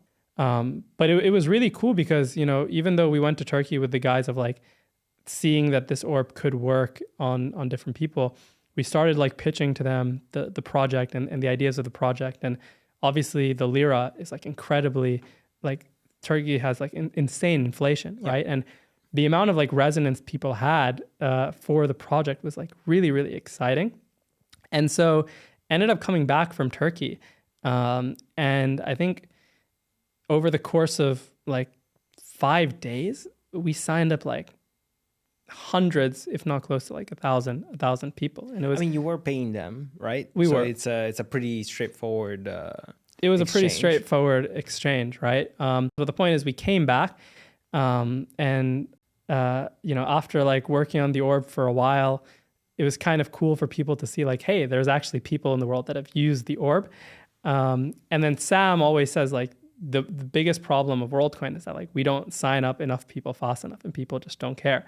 We had come back from Turkey and there was almost like an adrenaline rush about like seeing users interact with the orb, to where we're just like, okay, let's actually just like, let's start like running operations, and let's start, actually like seeing if we can take the orb to different geographies and actually start by giving away Worldcoin. We obviously had like Europe, flew to like Ghana in the middle of COVID as well, Mexico, which were all like fun experiences. And then we just, one of the immediate things that was like really crazy to us is the idea of Worldcoin and the idea of how Worldcoin would grow originally was we would find local operators, and our profile of like what a local operator was like a hustler. It was someone who, would just be very passionate about the project and also just like want to hold the orb and make lots of money for like signing people up. And Sam would always say like operators would do things that we wouldn't even have the creativity to think of from, where we're sitting. And so we should just like find the best operators in the world, give them orbs and have them figure it out. And yeah, ultimately, like when we started like running operations and actually like giving away tokens, giving away the token itself, again, like we had no one working on it. So it was kind of natural for me to just like work on it, right? And what had happened was the first thing we wanted to do was just like find operators in like any country that we could. We didn't have a sophisticated model for like which countries we could go into. Really, like there was 3 criteria. The first is the country open during COVID or are its borders shut? The second criteria was like, could there be some, whether it's like inflation, for example, or remittance as like a huge use case, some kind of driving factor for why, what would make the pitch easier in this country. And it was from like kind of that financial perspective and the infrastructure perspective. And then the third thing was, can we find really cool operators that we trust? And like that combination of ideas, we ran like a number of strategies to try to find as many like people as we could, given the constraints that we were in stealth, given the constraints that when we talk to the average person, they're like, you guys are crazy. Like, what are you doing? And then, wouldn't. So there was a number of like things that we did to like really like find our original operators and build trust. And then once we built trust in an operator, we would fly to whatever country that they were in. We would like teach them the pitch, give them the orb, and then see what they would do. And it was kind of mind blowing because I think 6 months in, I think we had like launched like 10 countries, and you know, we would launch the country, we would see the operators kind of struggle a bit at the start, trying to pitch the project by themselves and recruit their friends to help them. And then we would like come back to Germany, and then a week later, like we would start to see like hundreds of signups each day. And we're like, wow, like they're actually kind of figuring it out. And we actually like, we started launching, we had like a test net for like Worldcoin. And so we were actually just giving away like test tokens in like a very simple like wallet interface. But people were quite excited about like the project, the idea, the chance to like work on something in Silicon, that be associated with something from Silicon Valley that, you know, wasn't even present in America at the time. And that was like the early days of running like really scrappy growth operations, and ended up just like following that energy as much as possible. And that was kind of the cadence with which we would use to like launch early countries, find great operators, teach them the pitch, give them the orbs, come back to Germany, see what they would need to like sustain their operations. And it was quite like decentralized and relatively unstructured and super scrappy at the start. But like, yeah, operations like 1.0 was like, hey, this stuff is kind of working, and the project is actually quite magnetic in the right communities. I mean, there's so much like we learned and we can talk about, but that was like early. I mean, what I'm interesting about specifically maybe within that is, you mentioned about, you know, you said scale is all that matters. Yeah. That was kind of the ethos, the modus operandi that you had. Just scale, and then scale will bring the data, and it will bring energy, entropy, etc. It'll bring use cases. Do you still feel that's the right modus operandi? What do you still align with that approach? In the case of WorldCoin, yes. You know, I think what we could see is like, even now when you sign up certain geographies like Argentina, for example, right? Or you know, I think if you onboard and not necessarily scale arbitrarily, right? Like there's like breadth and then there's depth. And so it's like building as many networks as possible, finding like closed networks where there is a huge, there can be a huge velocity of like interactions, even between like a small group of people, and finding as many of those networks as possible. I do think for a project like WorldCoin, in order to like move faster than, you know, the haters, for example, who would in this case who would hold the project back, that was necessary. It's like we needed to get escape velocity, and we wanted to make WorldCoin such an inevitable part of certain communities that was providing value, either as a store of value or as a mode of like you know, transaction, or as a mode of remittance. And one of the things that I was deeply inspired by was, you know, and it's why kind of like Kenya was one of our original first markets, was M-Pesa and mobile money in Kenya and a lot of countries in Africa. And I think this is what people don't realize. I mean, through WorldCoin, I spent many months in Kenya, and I didn't see a single, I can't even tell you what the shilling looks like as a cash, from a cash perspective, because no one there uses cash. Even in highly rural areas, Kenya has this form of mobile money called M-Pesa that I think over 97% of the population uses. And actually how, you know, M-Pesa scaled, which is counterintuitive to what people might think as well too. They didn't go into like the heart of Nairobi and try to sign up everyone in Nairobi.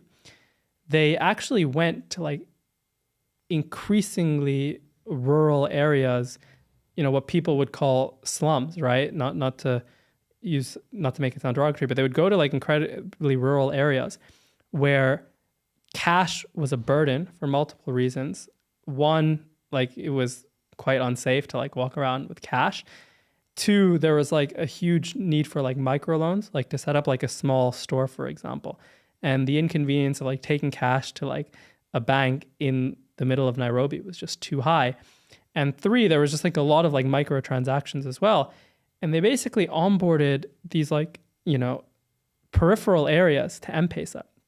And then what happens is, what people don't realize is like, where do these peripheral areas get all their money from? Well, it probably comes from like, people that are working in the city that are sending money back to these areas. And so by like onboarding these peripheral areas, these rural areas, by generating like lots of value in those areas, it meant that those people can say, hey, send me money in M-Pesa versus give me cash. And then it was actually easy to onboard more urban areas. And, M-Pesa caught on like wildfire in that regard and became incredibly useful incredibly quickly, because you would find atomic units, or atomic networks. You would find as many of those atomic networks as possible. You would generate some form of value. And then, that would kind of catch fire and reach escape velocity. And then, the utility would just become incredibly, incredibly widespread. And so I think scale does solve all problems, but it has to be done in a depth versus breadth mentality, right? Where it's like, it's not about signing up 1,000 people around the world, all in different countries. It's about signing up, going in getting insane penetration in this like even sub-network, and onboarding as many of those sub-networks as possible. And then like, that's how you can, reach escape velocity. And that was point one that I agree with, or the nuance. And then point two is scale will probably come in like non-consensus ways that, come from seeing the world in a different way than the average person would, like a different awareness, whether that's M-Pesa starting in the slums, whether that's, I think that scale can like, in those networks can be non-consensus. And the strategy of scale can be non-consensus and start in different places that might otherwise seem intuitive. And so that's my two nuances in WorldCoin's case, like me agreeing with that thesis. And then you decided to move on though from WorldCoin at a certain point. What was the thought process? Because at the time it seems like it was WorldCoin became what WorldCoin is known as today, and there was a real inflection point, and I'm sure there was also some sort of monetary incentives attached to that, and there was a lot of energy around it. So what made you switch? Yeah, I mean, maybe I can. I'll speed. I know I spent most of the time talking about like the first 5 months of WorldCoin, so I'll speed run like talking about like 5 months until when I decided to leave, and then can tell you why I left. But I think one amazing thing I learned from WorldCoin is like within the first 5 months, it was like scrappily like having a network of operators and having kind of very little or not an insane amount of like visibility into like how they were signing up lots of users over time. And so it was really incredible to kind of see, but actually, the goal was always like, how do you build an operations arm that is as sophisticated as like how Uber launches markets and how Airbnb launches markets. And so this idea of just like throwing orbs into the wild and seeing, what people do to sign up other people can only get you so far. And so for me, the tremendous amount of learning was basically like building teams, like both locally and globally, learning from like Uber and like Airbnb's playbooks on how they would like launch markets.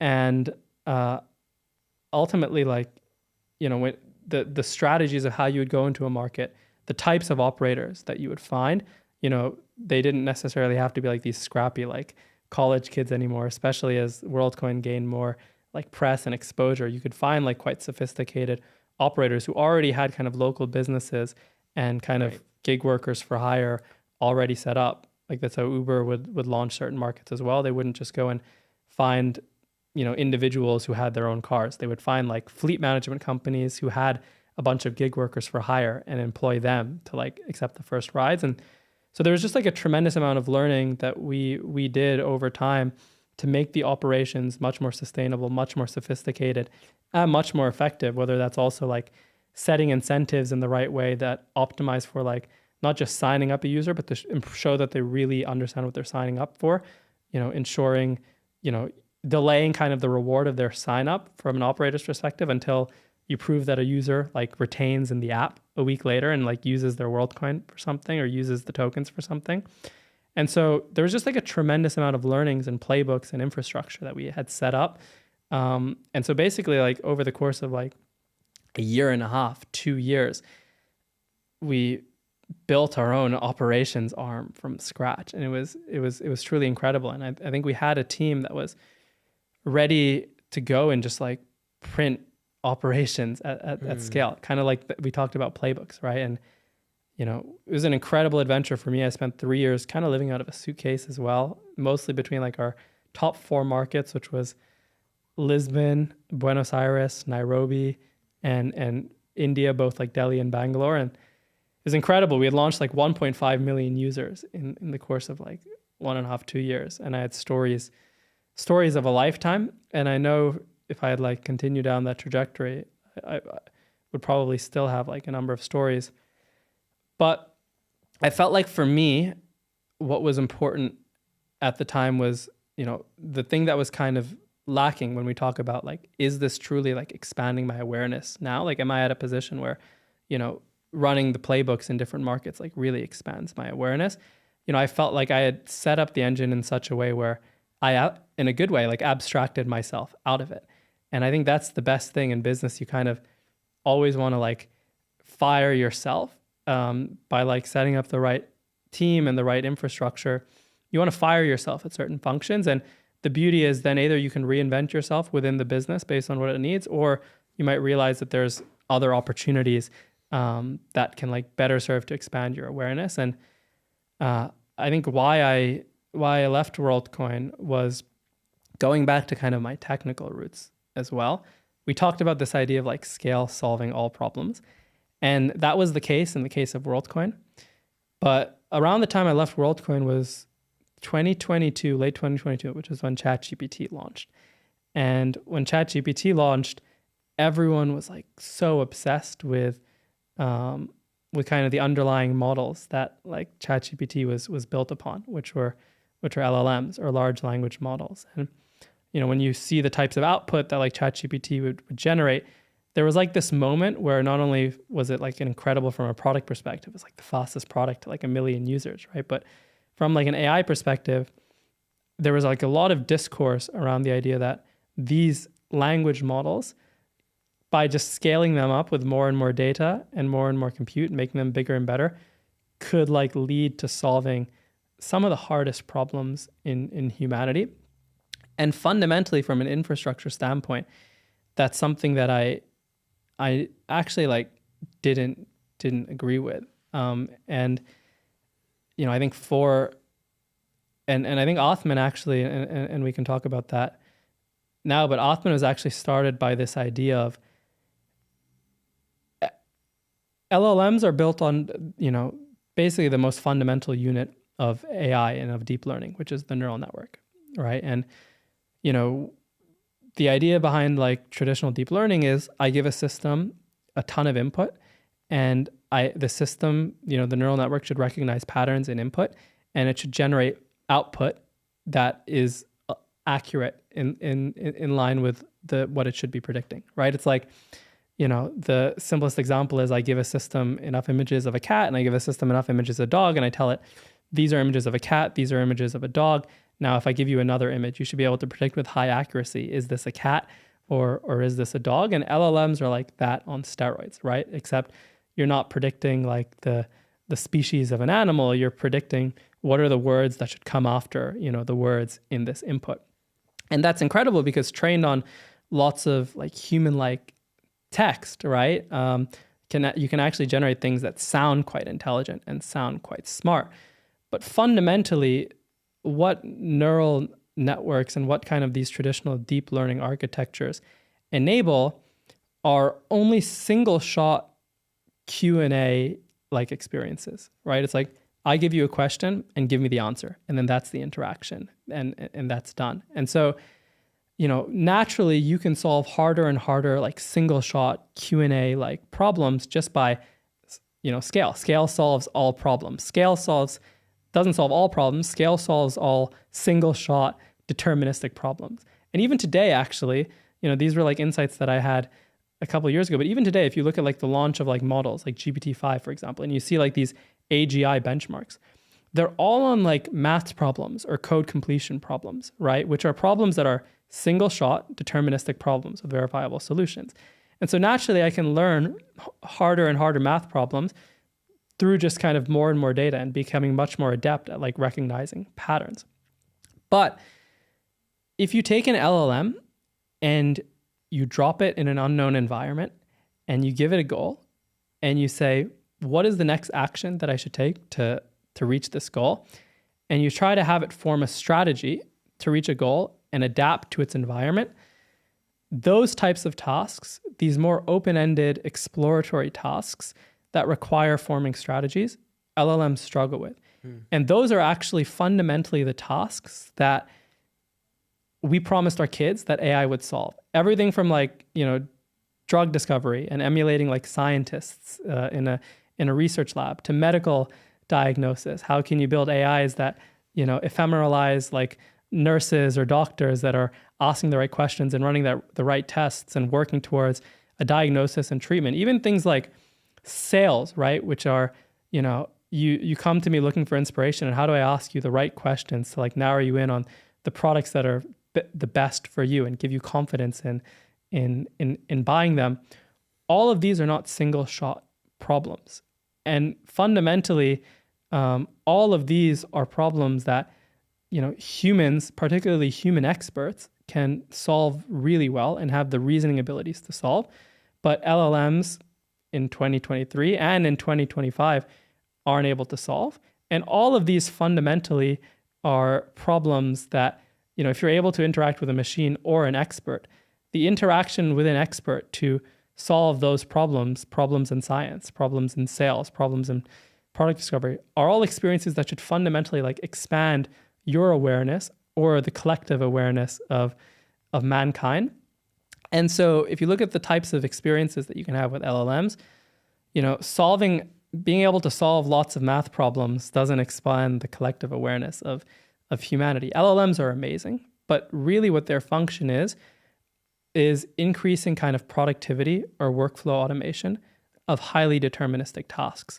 But LLMs alone can't ephemeralize expertise, which is, I think, what the universe is in short supply of, and what our world is in short supply of. And so the idea behind, starting Atman was, if we could build new types of AI models that could, just like humans, form strategies towards a goal and take actions in ambiguity better than LLMs can, we could ephemeralize and actually supersede, most expertise and most experts across, multiple domains, and actually build AI that can coexist with us to not only solve the types of problems that we promised our kids that like AI would solve, but actually serve to expand our awareness and the collective awareness of mankind.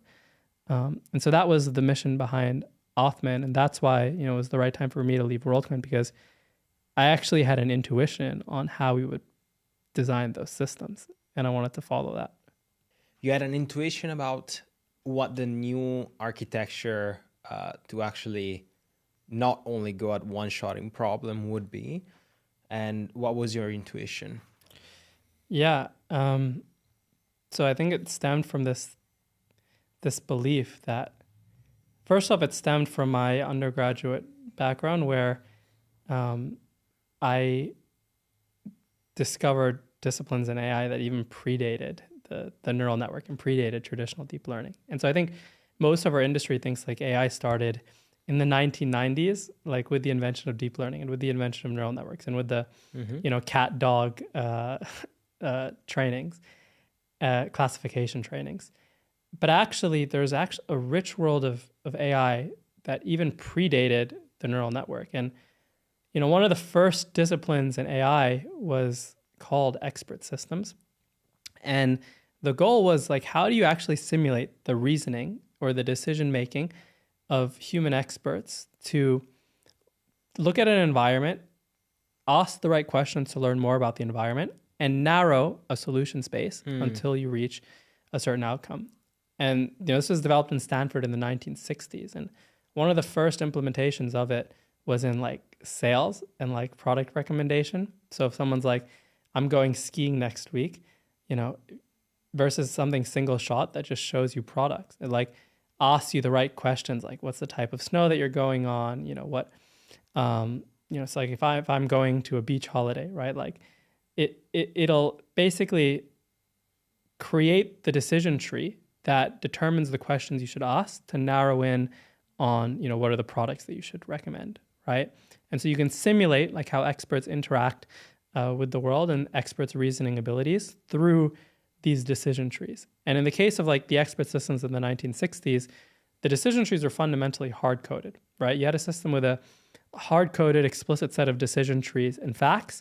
And so while they could do well in like certain situations, they fundamentally were incredibly brittle, right? But the intuition on how do you find or how do you generate the most optimal decision tree, like in a given scenario that will optimize a reward, that intuition was spot on. But the execution it wasn't about, Why was that spot on? Yeah. Like, why do you think decision tree is the path to like, why is that architecture spot on? Because if you think about why does a human take an action?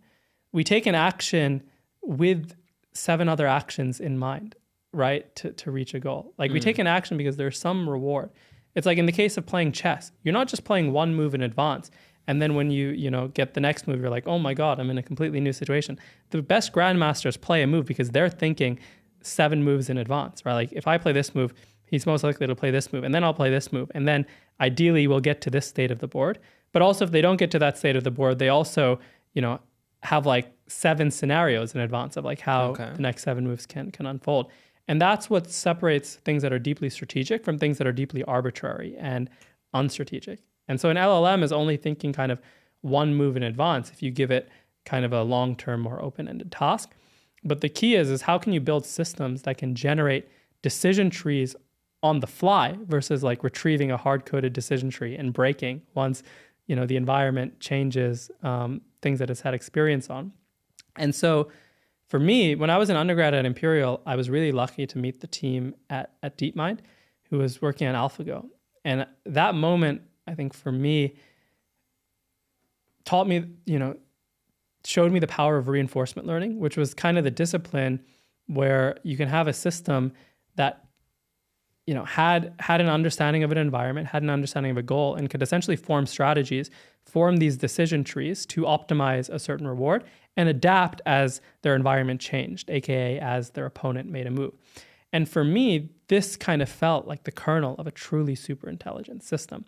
But the problem with these systems, with AlphaGo is it could only operate over a fixed kind of game board, right? And so our thought was, what if you could take the power of, reinforcement learning and the ability to kind of explore an environment, but actually instead of exploring a fixed game board, you could actually explore a conceptual map of knowledge. And so what we realized is that, the best way to actually represent, rules and facts about a domain, in the case of expert systems, this was kind of a list of decision trees and a list of facts. But as humans, our awareness, basically the way kind of our mental model of a domain works is, we think in terms of abstractions and connections of abstractions. Like we think, when I look at this, I see separate entities like the plant and like the table, and I have names for them. And I have a relation that says this plant is on that table. Mm-hmm.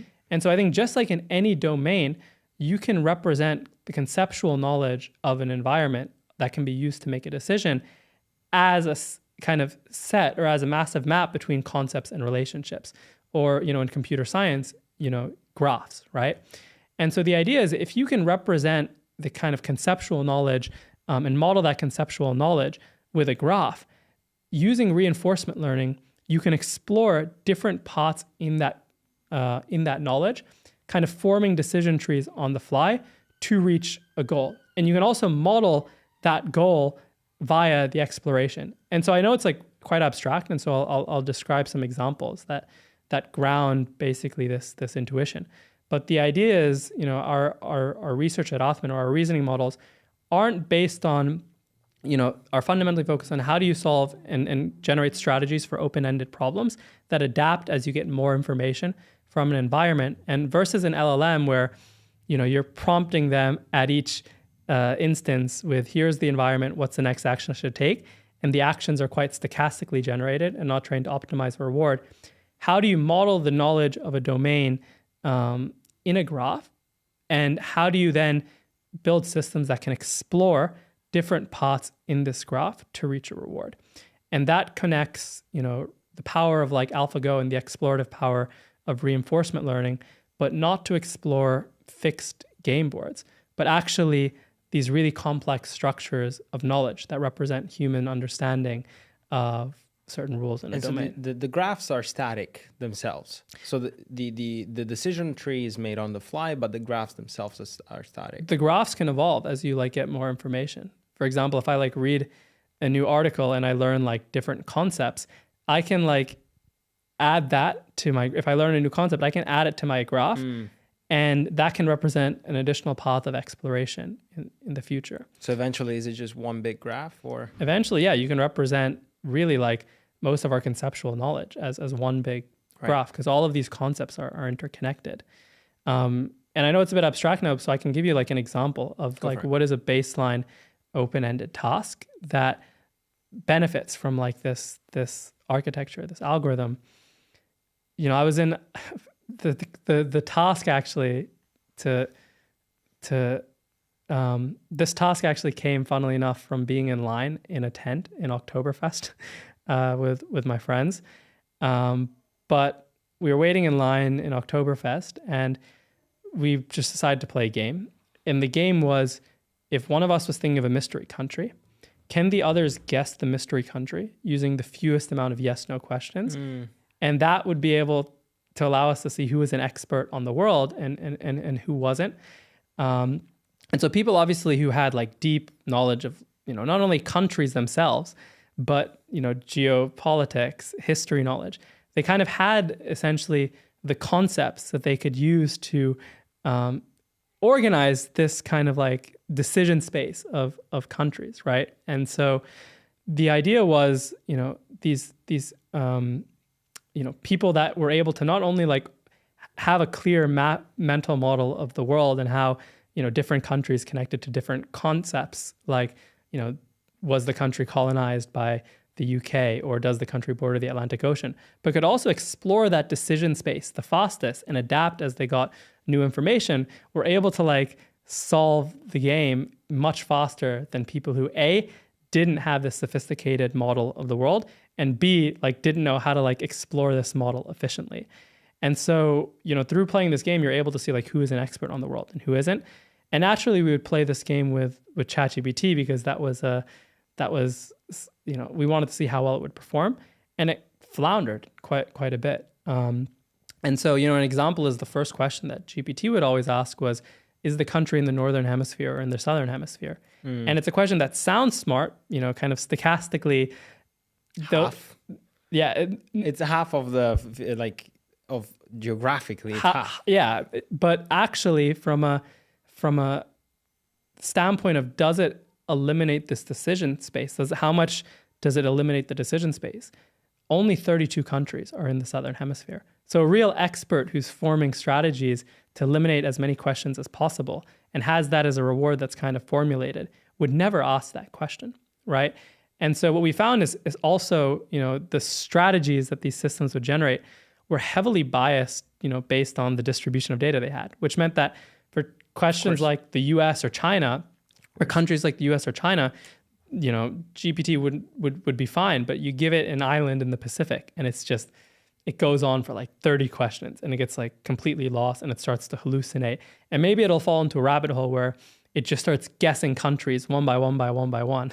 It even gets frustrated with Is that because the data pertaining those specific islands is too remote and not as obvious, and so it wouldn't get picked? That, and then it's also heavily influenced by its previous tokens as well. So if it starts guessing like, is the country Tonga, the previous tokens will probably lead to like, okay, is the mystery country Samoa, or is the next country?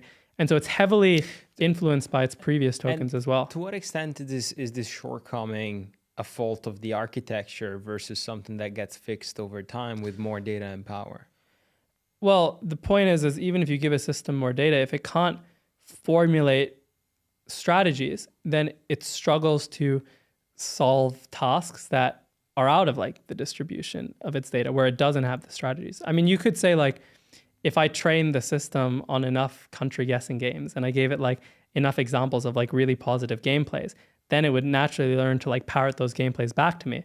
But then like, how do you generate those gameplays in the first place? And then, you know, as you get more knowledge, for example, like say, you know, I discover that there's a new alliance that's been created and that there's like 50 countries that are in this alliance. That's information that isn't directly tied to like data I've seen on like how to play the country guessing game. But if I'm a human, I add this as a concept, I can connect like 50% of countries to this concept. And naturally, that would probably be the first question that I would ask, you know, in a next game, hypothetically. And so, you know, the truth is like the architecture of LLMs, because they're single shot and because they're stochastic, isn't set up in a way to, you know, most open-ended tasks are about formulating a decision space and then being able to organize that decision space with the knowledge that you have, and then figuring out how to systematically eliminate that decision space as fast as possible and adapt to your environment. You know, it's like a doctor, for example. They've organized all possible diseases in their head with like all possible symptoms and genetic predispositions and treatments. And they can run tests and they can get insight from users that can ultimately eliminate like certain, you know, diseases or certain ailments. And they'll do that as efficiently as possible until they can narrow in with confidence on like a disease that a patient has. And to what extent can they become drastically better if they utilize some of the one shot for a chain of thought? So you come up with some sort of strategy at the beginning and then the other tokens are for specific questions to execute on that strategy. Is that the path forward for them? So I actually think chain of thought is a myth in the sense that it's not reasoning, but it's meta prompting in a way. And so where I think LLMs have and so actually we tested LLMs on the country guessing game and actually successive versions of LLMs. And naturally, I think GPT-4o took like 13.1 moves. On average to guess. O1 took about 12. O3 took about 10. So you do see that the chain of thought maybe helps it improve a little bit. We tested it on GPT-5. Actually, we got the results back this morning. And GPT-5 took 12 moves, right? And so it's actually not like scale solves all problems because fundamentally, you know, it's... Wait, 12 and 4.0, how much? Or 3? 4.0 took 13, O1 took 12, O3 took 11, and then GPT-5 really? Took 12. Wow. And so it was actually like rather arbitrary, right, at these types of games. But of course, naturally, it would get better at these single shot prediction problems that are deterministic. Like we always see the math benchmarks. Why doesn't GPT-5 come up with a better strategy to kickstart the prompting game that to itself? Like there's just not much data on like playing these open-ended tasks, right? And but why do you need data about playing the tasks? Can you execute a good strategy without having the data about playing, but just... You would think, right? But because the formulation... But the architecture doesn't enable that, right? Like there's some clear plateau where even if it has all this knowledge, like a human who reads basically like the news and, you know, can form these concepts rather explicitly, all of this knowledge is fundamentally like implicitly represented, right? So GPT, in the case of country guessing games, in the case of any task, doesn't have these explicit notions of countries and concepts that humans do. And they're not trained to like, you know, optimize a long-term reward or, you know, plan multiple moves in advance. This idea of like decision trees. LLMs aren't generating an output as an intermediary step of a decision tree. LLMs are generating an output thinking this is the final output to this input. Interesting. Yeah, because the fundamental goal which we're trained on is one shot. And as a consequence, Interesting. And as a consequence, they're not particularly good at figuring out the meta prompting tasking. Exactly. Do you think over time, OpenAI and all the others will go towards really doubling down on meta prompting? Yeah, because that's the cash cow, right? LLMs serve a purpose. They fundamentally, and I'm not here to say like LLMs stink. They're great. But like the purpose of LLMs, you know, are things like text synthesis or like workflow automation or tasks that can deeply enhance our productivity. And actually, where LLMs serve a purpose in our systems as well is that prompted with the right ontology, an LLM can look at a piece of unstructured data and extract like structure from it. So if we actually prompt LLMs to like read, and kind of leading into like how we built a system that solves the country guessing game way better than LLMs can. We use LLMs to actually help us construct these graphs, because what LLMs are great at is they're a presentation layer of information, and they're a great way to interpret unstructured information. But the kind of strategy or the central nervous system part of the brain that's determining the next action to take, that's not their purpose in a super intelligent system. And so we can, we've prompted LLMs with an ontology that says, hey, these are the concepts that you can use to describe, things that help you play the country guessing game, like countries, oceans, flag features, organizations.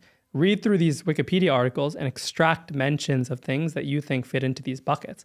And so it can read an article about Chad and say, Chad is in Africa.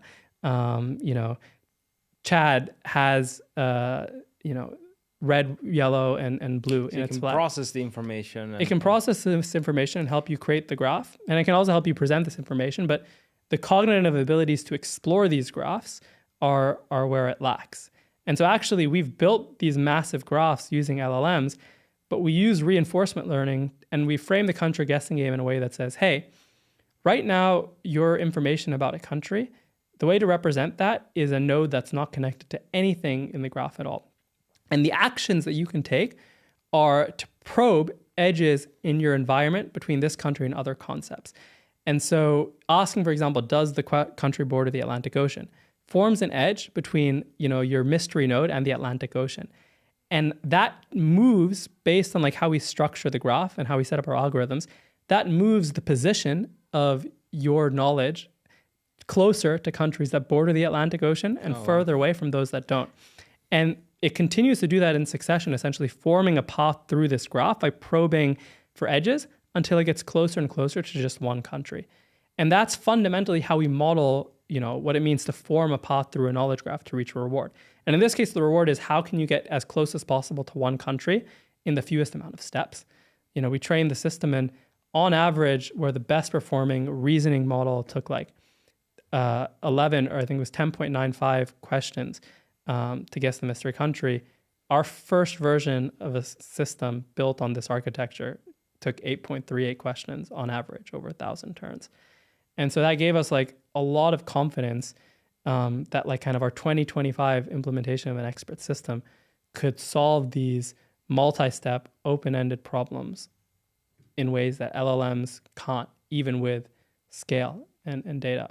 And especially open-ended tasks where, there wouldn't be much example gameplays that you would see in distribution of the training data. Interesting.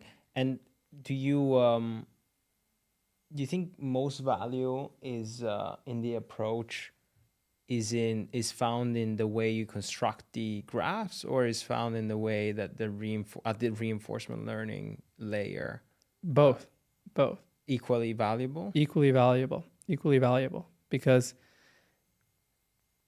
both are equally valuable and both pose their own challenges. In the case of constructing knowledge graphs, if we want to use these reasoning models and extend them to other tasks, medicine, sales, etc., it starts with how do we define the right ontology, which represents the types of concepts in a domain, and how then can you, using foundational models, prompt them with an ontology to be able to then look at a piece of unstructured data and analyze it in the same way as a human does.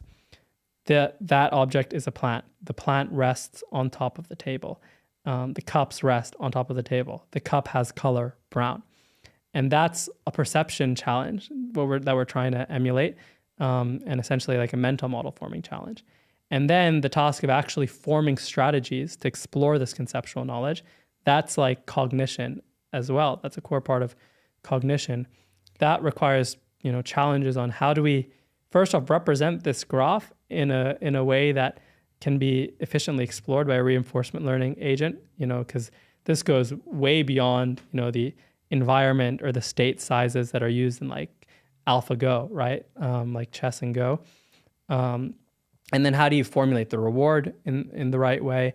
And so we've actually tested, the models that we've built to structure knowledge and to explore knowledge, we've actually proven are also quite versatile and quite context independent to other situations as well, which means that if I swap out the knowledge graph, the system can reason about this knowledge just as well. So we've actually abstracted the meaning of the knowledge itself from the kind of cognitive or explorative parts of the system.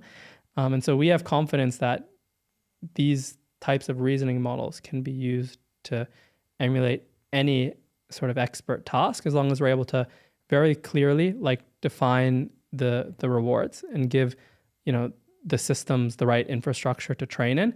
And if we're able to very explicitly define how we should construct knowledge in a domain, we can construct these conceptual world models that represent the knowledge that experts have. And we can also, train our models to explore this knowledge that represents the reasoning of an expert to act in an unknown environment, reduce basically the decision space of solutions until it reaches a goal. So the knowledge graphs are themselves switchable. The reward itself is switchable. Yeah. And so this can become a very fluid architecture, which really adapts and over time scales. So exactly. So what's the end state from there? Maybe, in 5 years, what does the Atman reasoning engine look like? What can it perform? The idea is, versus thinking of these domains as separate instances of the reasoning engine, right? At the start, going from country guessing to another task, we basically just created a separate instance of the reasoning engine. We replaced the graph, we changed the reward slightly, and actually we went from country guessing to building a movie recommendation assistant. The reward was slightly different, right? Because it's not about guessing a movie that's known, but it's about understanding a user's preferences, which can be modeled as concepts in a graph. What are the genres you like? What are the types of actors you like? What are the kind of what mood are you feeling today? But obviously, but not only that, but also what questions are indicative usually to a person's preference. Exactly. What do I know about a specific? Different people seek different things. Yeah, I guess so. There is an element of also adapting the system for the. I wonder whether that's feasible at all. Yeah, I mean that's the idea, right? It's through the right training, you will be able to make sense of people that have different preferences because you're focused on optimizing the reward. So if I ask you this question and I get this answer, I have to then explore this part of the graph, versus if I ask you this question and I get a different answer, I can explore a different part of the graph, but I'm still able to zoom out if, for example, your exploration looks different than previous explorations that I've had. And so the idea is we've actually built this movie recommendation expert on top of this reasoning engine that basically solves the problem of what do I watch on a Friday night? It'll ask you the right questions, and it knows basically every movie on the internet. And this is a separate instantiation of our reasoning system because it's a separate graph. There's obviously no information on countries, and it's a slightly separate reward function. But over time, in this idea of marching towards super intelligence, right? Through all the context that we train on, the goal is if we can construct a system, or we can construct a complete mental model of the world that consists of all domains wrapped and fundamentally connected together.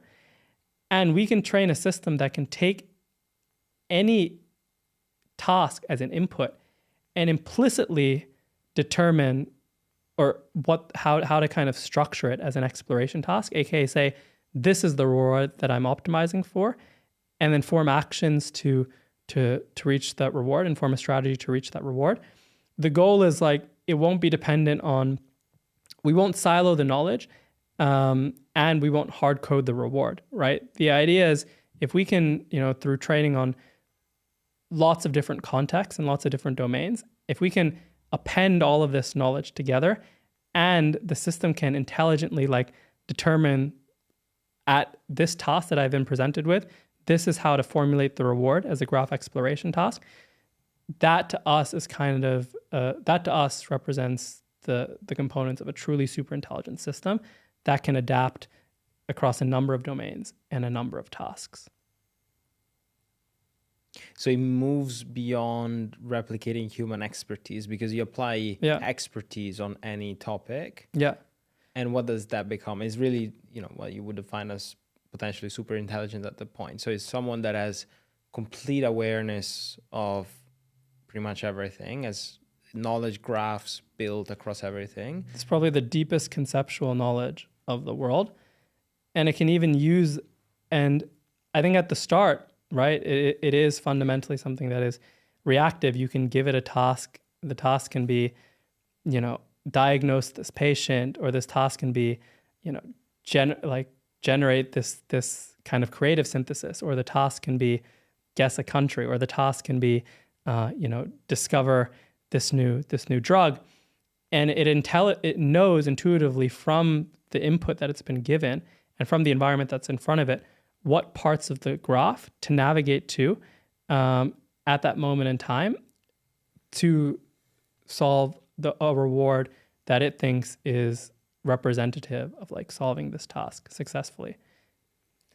And that is a better architecture than just throwing a ton of data and scaling the data in neural networks. That's the thesis. Yeah, because one is fundamentally single shot and stochastic, and the other is like actually trained to like optimize rewards and is grounded in conceptual knowledge and facts of a domain. So one hallucinates. Like, for example, GPT-5 tried to guess a country that wasn't actually even a country. It was like a virtual country that was created by some people that had launched a satellite in space. No. And so there's tons of hallucinations. Sometimes GPT-5 will take the same country across different turns, guess it one time in 29 questions, the other time in 12 questions, because it's not fundamentally trained to, reach a reward. And every output is trained to like optimize that output sounding smart to answer that question versus thinking 7, 8, 9 moves in advance. Yeah, because it's not thinking in meta prompting terms, right? It's not thinking, let me develop the right strategy, knowing that I'm an LLM. But even if it's meta prompting, it's only meta prompting to get to that one answer, not to get to. It's meta prompting to get to that one answer. To get to like the answer that represents what it thinks sounds best as the next action versus. You say sounds best, and it's optimized to sound best. Why do you say that that's what's been optimized on? Because why do I say that? That's because why it's been optimized on. I mean, because it fundamentally like hasn't. The goal of like LLMs is like, how do you maximize like the predictive capabilities of, these, when I see these words, these are the most likely next words to follow, right? Like if I see the words like what is 2 + 2, optimizing that is, from all the text that I've read, every time I see the words 2 and 2 together, the word 4 comes next. And so by like saying that it's optimized to sound the best, what I mean is it's optimized to, from a predictive standpoint, generate an output which best correlates to the distribution of like tokens that it sees in its data. That sounds like what it's read before, right? But what it's read before, just word for word and kind of parroting that word for word, isn't necessarily doesn't necessarily mean that it's like strategic or trying to optimize like a reward, if that makes sense. I understand. And I mean, what's interesting here is that I remember in 2022 when I met you in the first time, 2022 or 2023 maybe 2022 I think, that you were saying at the time that LLMs are going to hit a wall, and you're like, it's going to happen. There is just so much you can squeeze out of there. They are going to get better, but eventually we'll just hit a ceiling, and that's as much as you can squeeze out of them. And we were really uncomfortable with making that bet at the time because it seemed unstoppable, right? LLMs were like, do you really want to bet against the industry consensus? And it just seems like it's going up and to the right, and you throw much more data, everybody's going to throw money at it. You don't really want to bet against that. We decided to do it because we felt incredibly compelled by you and your co-founder. And we believed in the thesis and the mission, obviously. But it was a pretty big swinger to take. And now looking back, that was a pretty decent guess. Now we have much more data to actually look at. It's actually, it seems like it's plateauing very clearly at the moment. The dialogue is increasing in the industry too. I mean, obviously, Jan LeCun from Facebook or Meta is kind of one of the biggest or most loudest voices of LLMs kind of plateauing. But what I think no one has articulated in the way that we've articulated is that what are LLMs good at and what are they not good at, and what does humanity need? LLMs are really great at like re-synthesizing knowledge and kind of increasing our productivity for like, perceiving knowledge.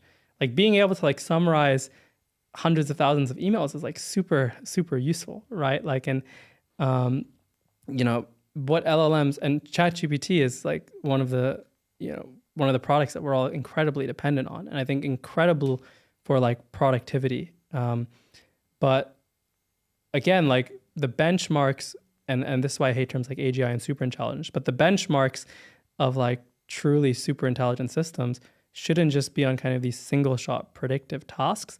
And no one has yet articulated like what is a benchmark of a super intelligent system. And I'm here to say like being able to play the country guessing game is actually a benchmark that correlates to being able to discover drugs or being able to diagnose patients or being able to, because it's ambiguous by nature. It's ambiguous by nature and requires a sequence of actions and adaptations. And that's like how humans exist in the world. And I mean, the bet is that the LLMs are fundamentally not optimized for the sequence of action. So interesting. What's the in the back of your mind? What keeps you up at night in terms of this could go wrong. We could be wrong on this, and we don't really know what is going to be on that front. I mean, I think structuring the internet's knowledge. And even this doesn't have to, I think these reasoning models that we're building can go beyond just reasoning on conceptual knowledge as well, as like a side note.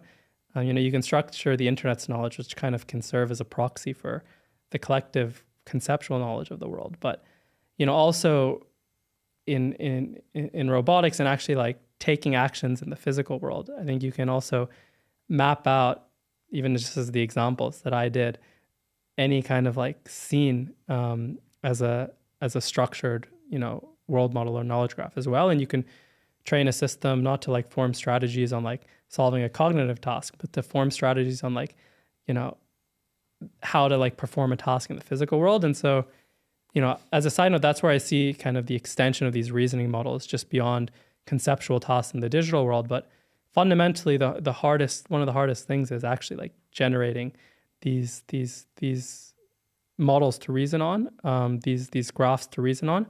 It's obviously quite compute heavy. It requires having the right ontology. It requires being able to adapt that ontology as you get more and more information. And so I think that is a big challenge. I think for us, we've definitely cracked both at a small scale, and we look forward to not only using harder tasks, but we're not just a research lab. We're actually going to be launching a number of products, right? And using kind of the products that we build and kind of the base camps of intelligence that we define to figure out more scalable ways to structure knowledge effectively, and then like to explore larger knowledge graphs using reinforcement learning. I feel Yeah, but I feel like we've already proven that our like reinforcement learning systems and the way our algorithms can explore really large knowledge graphs efficiently. So I'm pretty confident that like once we have these really large knowledge graphs for a domain and for a task, and we train our systems on it, they'll still be able to explore it quite efficiently.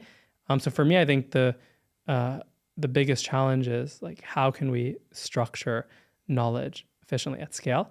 And actually, if we're able to do that as well, this also realizes, previous like internet visions in the past, like the semantic web, for example, actually making sense of like the knowledge of information like humans, or the knowledge on the internet like humans can. So I think that is like fundamentally the hardest challenge, not just in a domain, but at scale, structuring the world's knowledge. We're slowly coming to the end, so I want to leave you with a question, which I'm curious to hear your thoughts on. But it's actually a self question. So I'm asking you your own reinforcement algorithm. What would be the most, is there something you think is really important to speak about that we didn't get a chance to in the context of your life and Atman Labs and your story? Actually, we could talk about why Atman is called Atman. Why is it called We actually Atman? never discussed this, but we have. You and I have. I mean, we actually didn't discuss. No, not on the podcast. This is news. It could be a cool thing to end with, which is, we talked about kind of the purpose. One of the purposes of life is to kind of expand your awareness, right? And to take actions in the world and generate output that serves to expand your awareness. That's what it means to like live consciously. If you can channel your energy to like expanding your mental models, you feel more limitless in your position with respect to the universe. The universe feels smaller. You feel like anything is possible. And actually, one of the kind of frameworks or the underpinnings for like thinking about this is actually a religious or spiritual framework. I grew up in a quite spiritual household. We weren't ritualistically religious, but we were academically religious, which meant that we actually, especially my grandma and my mom, deeply tried to understand like scriptures and teachings from almost more of an academic standpoint versus like following it blindly. And so one of obviously the schools of philosophy in Hinduism, like we grew up in a Hindu family, that's quite inspiring and quite ancient is the school of Vedanta, the school of philosophy called Vedanta. And Vedanta basically postulates the relationship between Atman, which is our individual sense of self and our individual conscious experience, which we perceive is limited, and Brahman, which is the collective conscious existence of the universe, the collective power of the universe. And actually, like what Vedanta proposes and really questions is, what is the relationship between Atman and Brahman? What is our relationship to the universe? And I think there's two schools of thought even within Vedanta. There's like Advaita Vedanta, which is that fundamentally the Atman and Brahman are one, which is quite a loaded sentence, but it fundamentally means that your conscious experience and my conscious experience are actually all connected to like a singular power, right? And then there's, that's called non-duality. But then duality is, of course, is like we, have completely separate conscious experiences. And so for me, I guess like, and kind of going back to Pascal's wager, saying that like, there's probably no way to like absolutely prove, at least in this physical world that we live in, if our conscious experiences are connected or if they're fundamentally separate. So you are the power of belief, and you can subscribe to a framework to organize your mental model in a way that you think allows you to live better. And for me, this notion of like, if the Atman and Brahman truly converged, the reason why the company is called Atman was, first off, why is the company called Atman? If we build products that can emulate expertise, like they can emulate teachers, they can emulate scientists, they can emulate, stylus. They can emulate. What that does is build counterparts that serve to like expand our knowledge of the world versus showing us more of the same thing. They, show us, they guide us through knowledge in a unique and individualized way that help us discover more of it and also help us kind of expand the nature of our existence.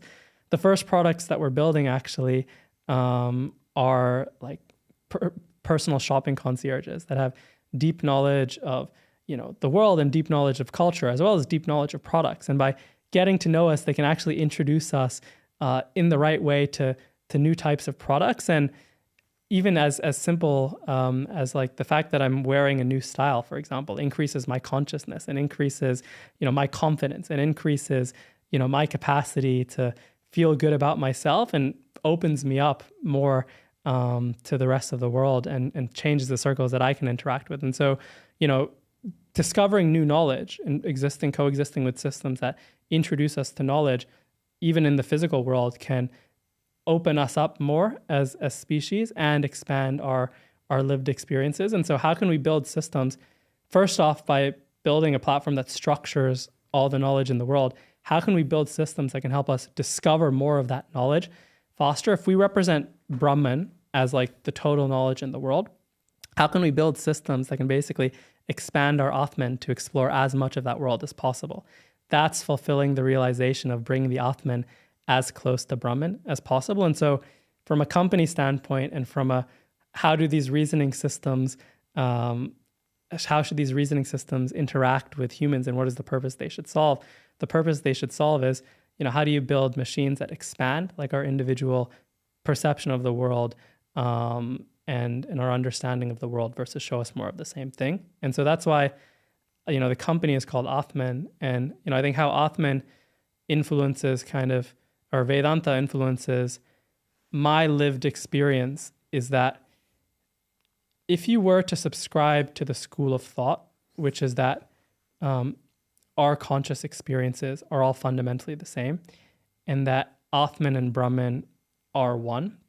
There's this quote that I love that says, give me the courage to control the things I can, the strength to accept the things that I cannot, and the wisdom to know the difference.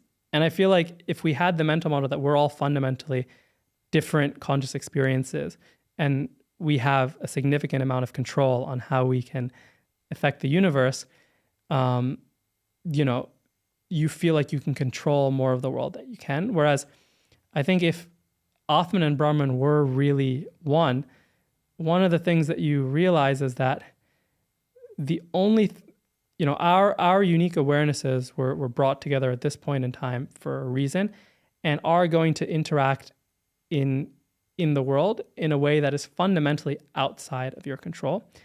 And so the only thing that you can truly control is not letting your ego or your fear get in the way for how this moment in life is meant to unfold.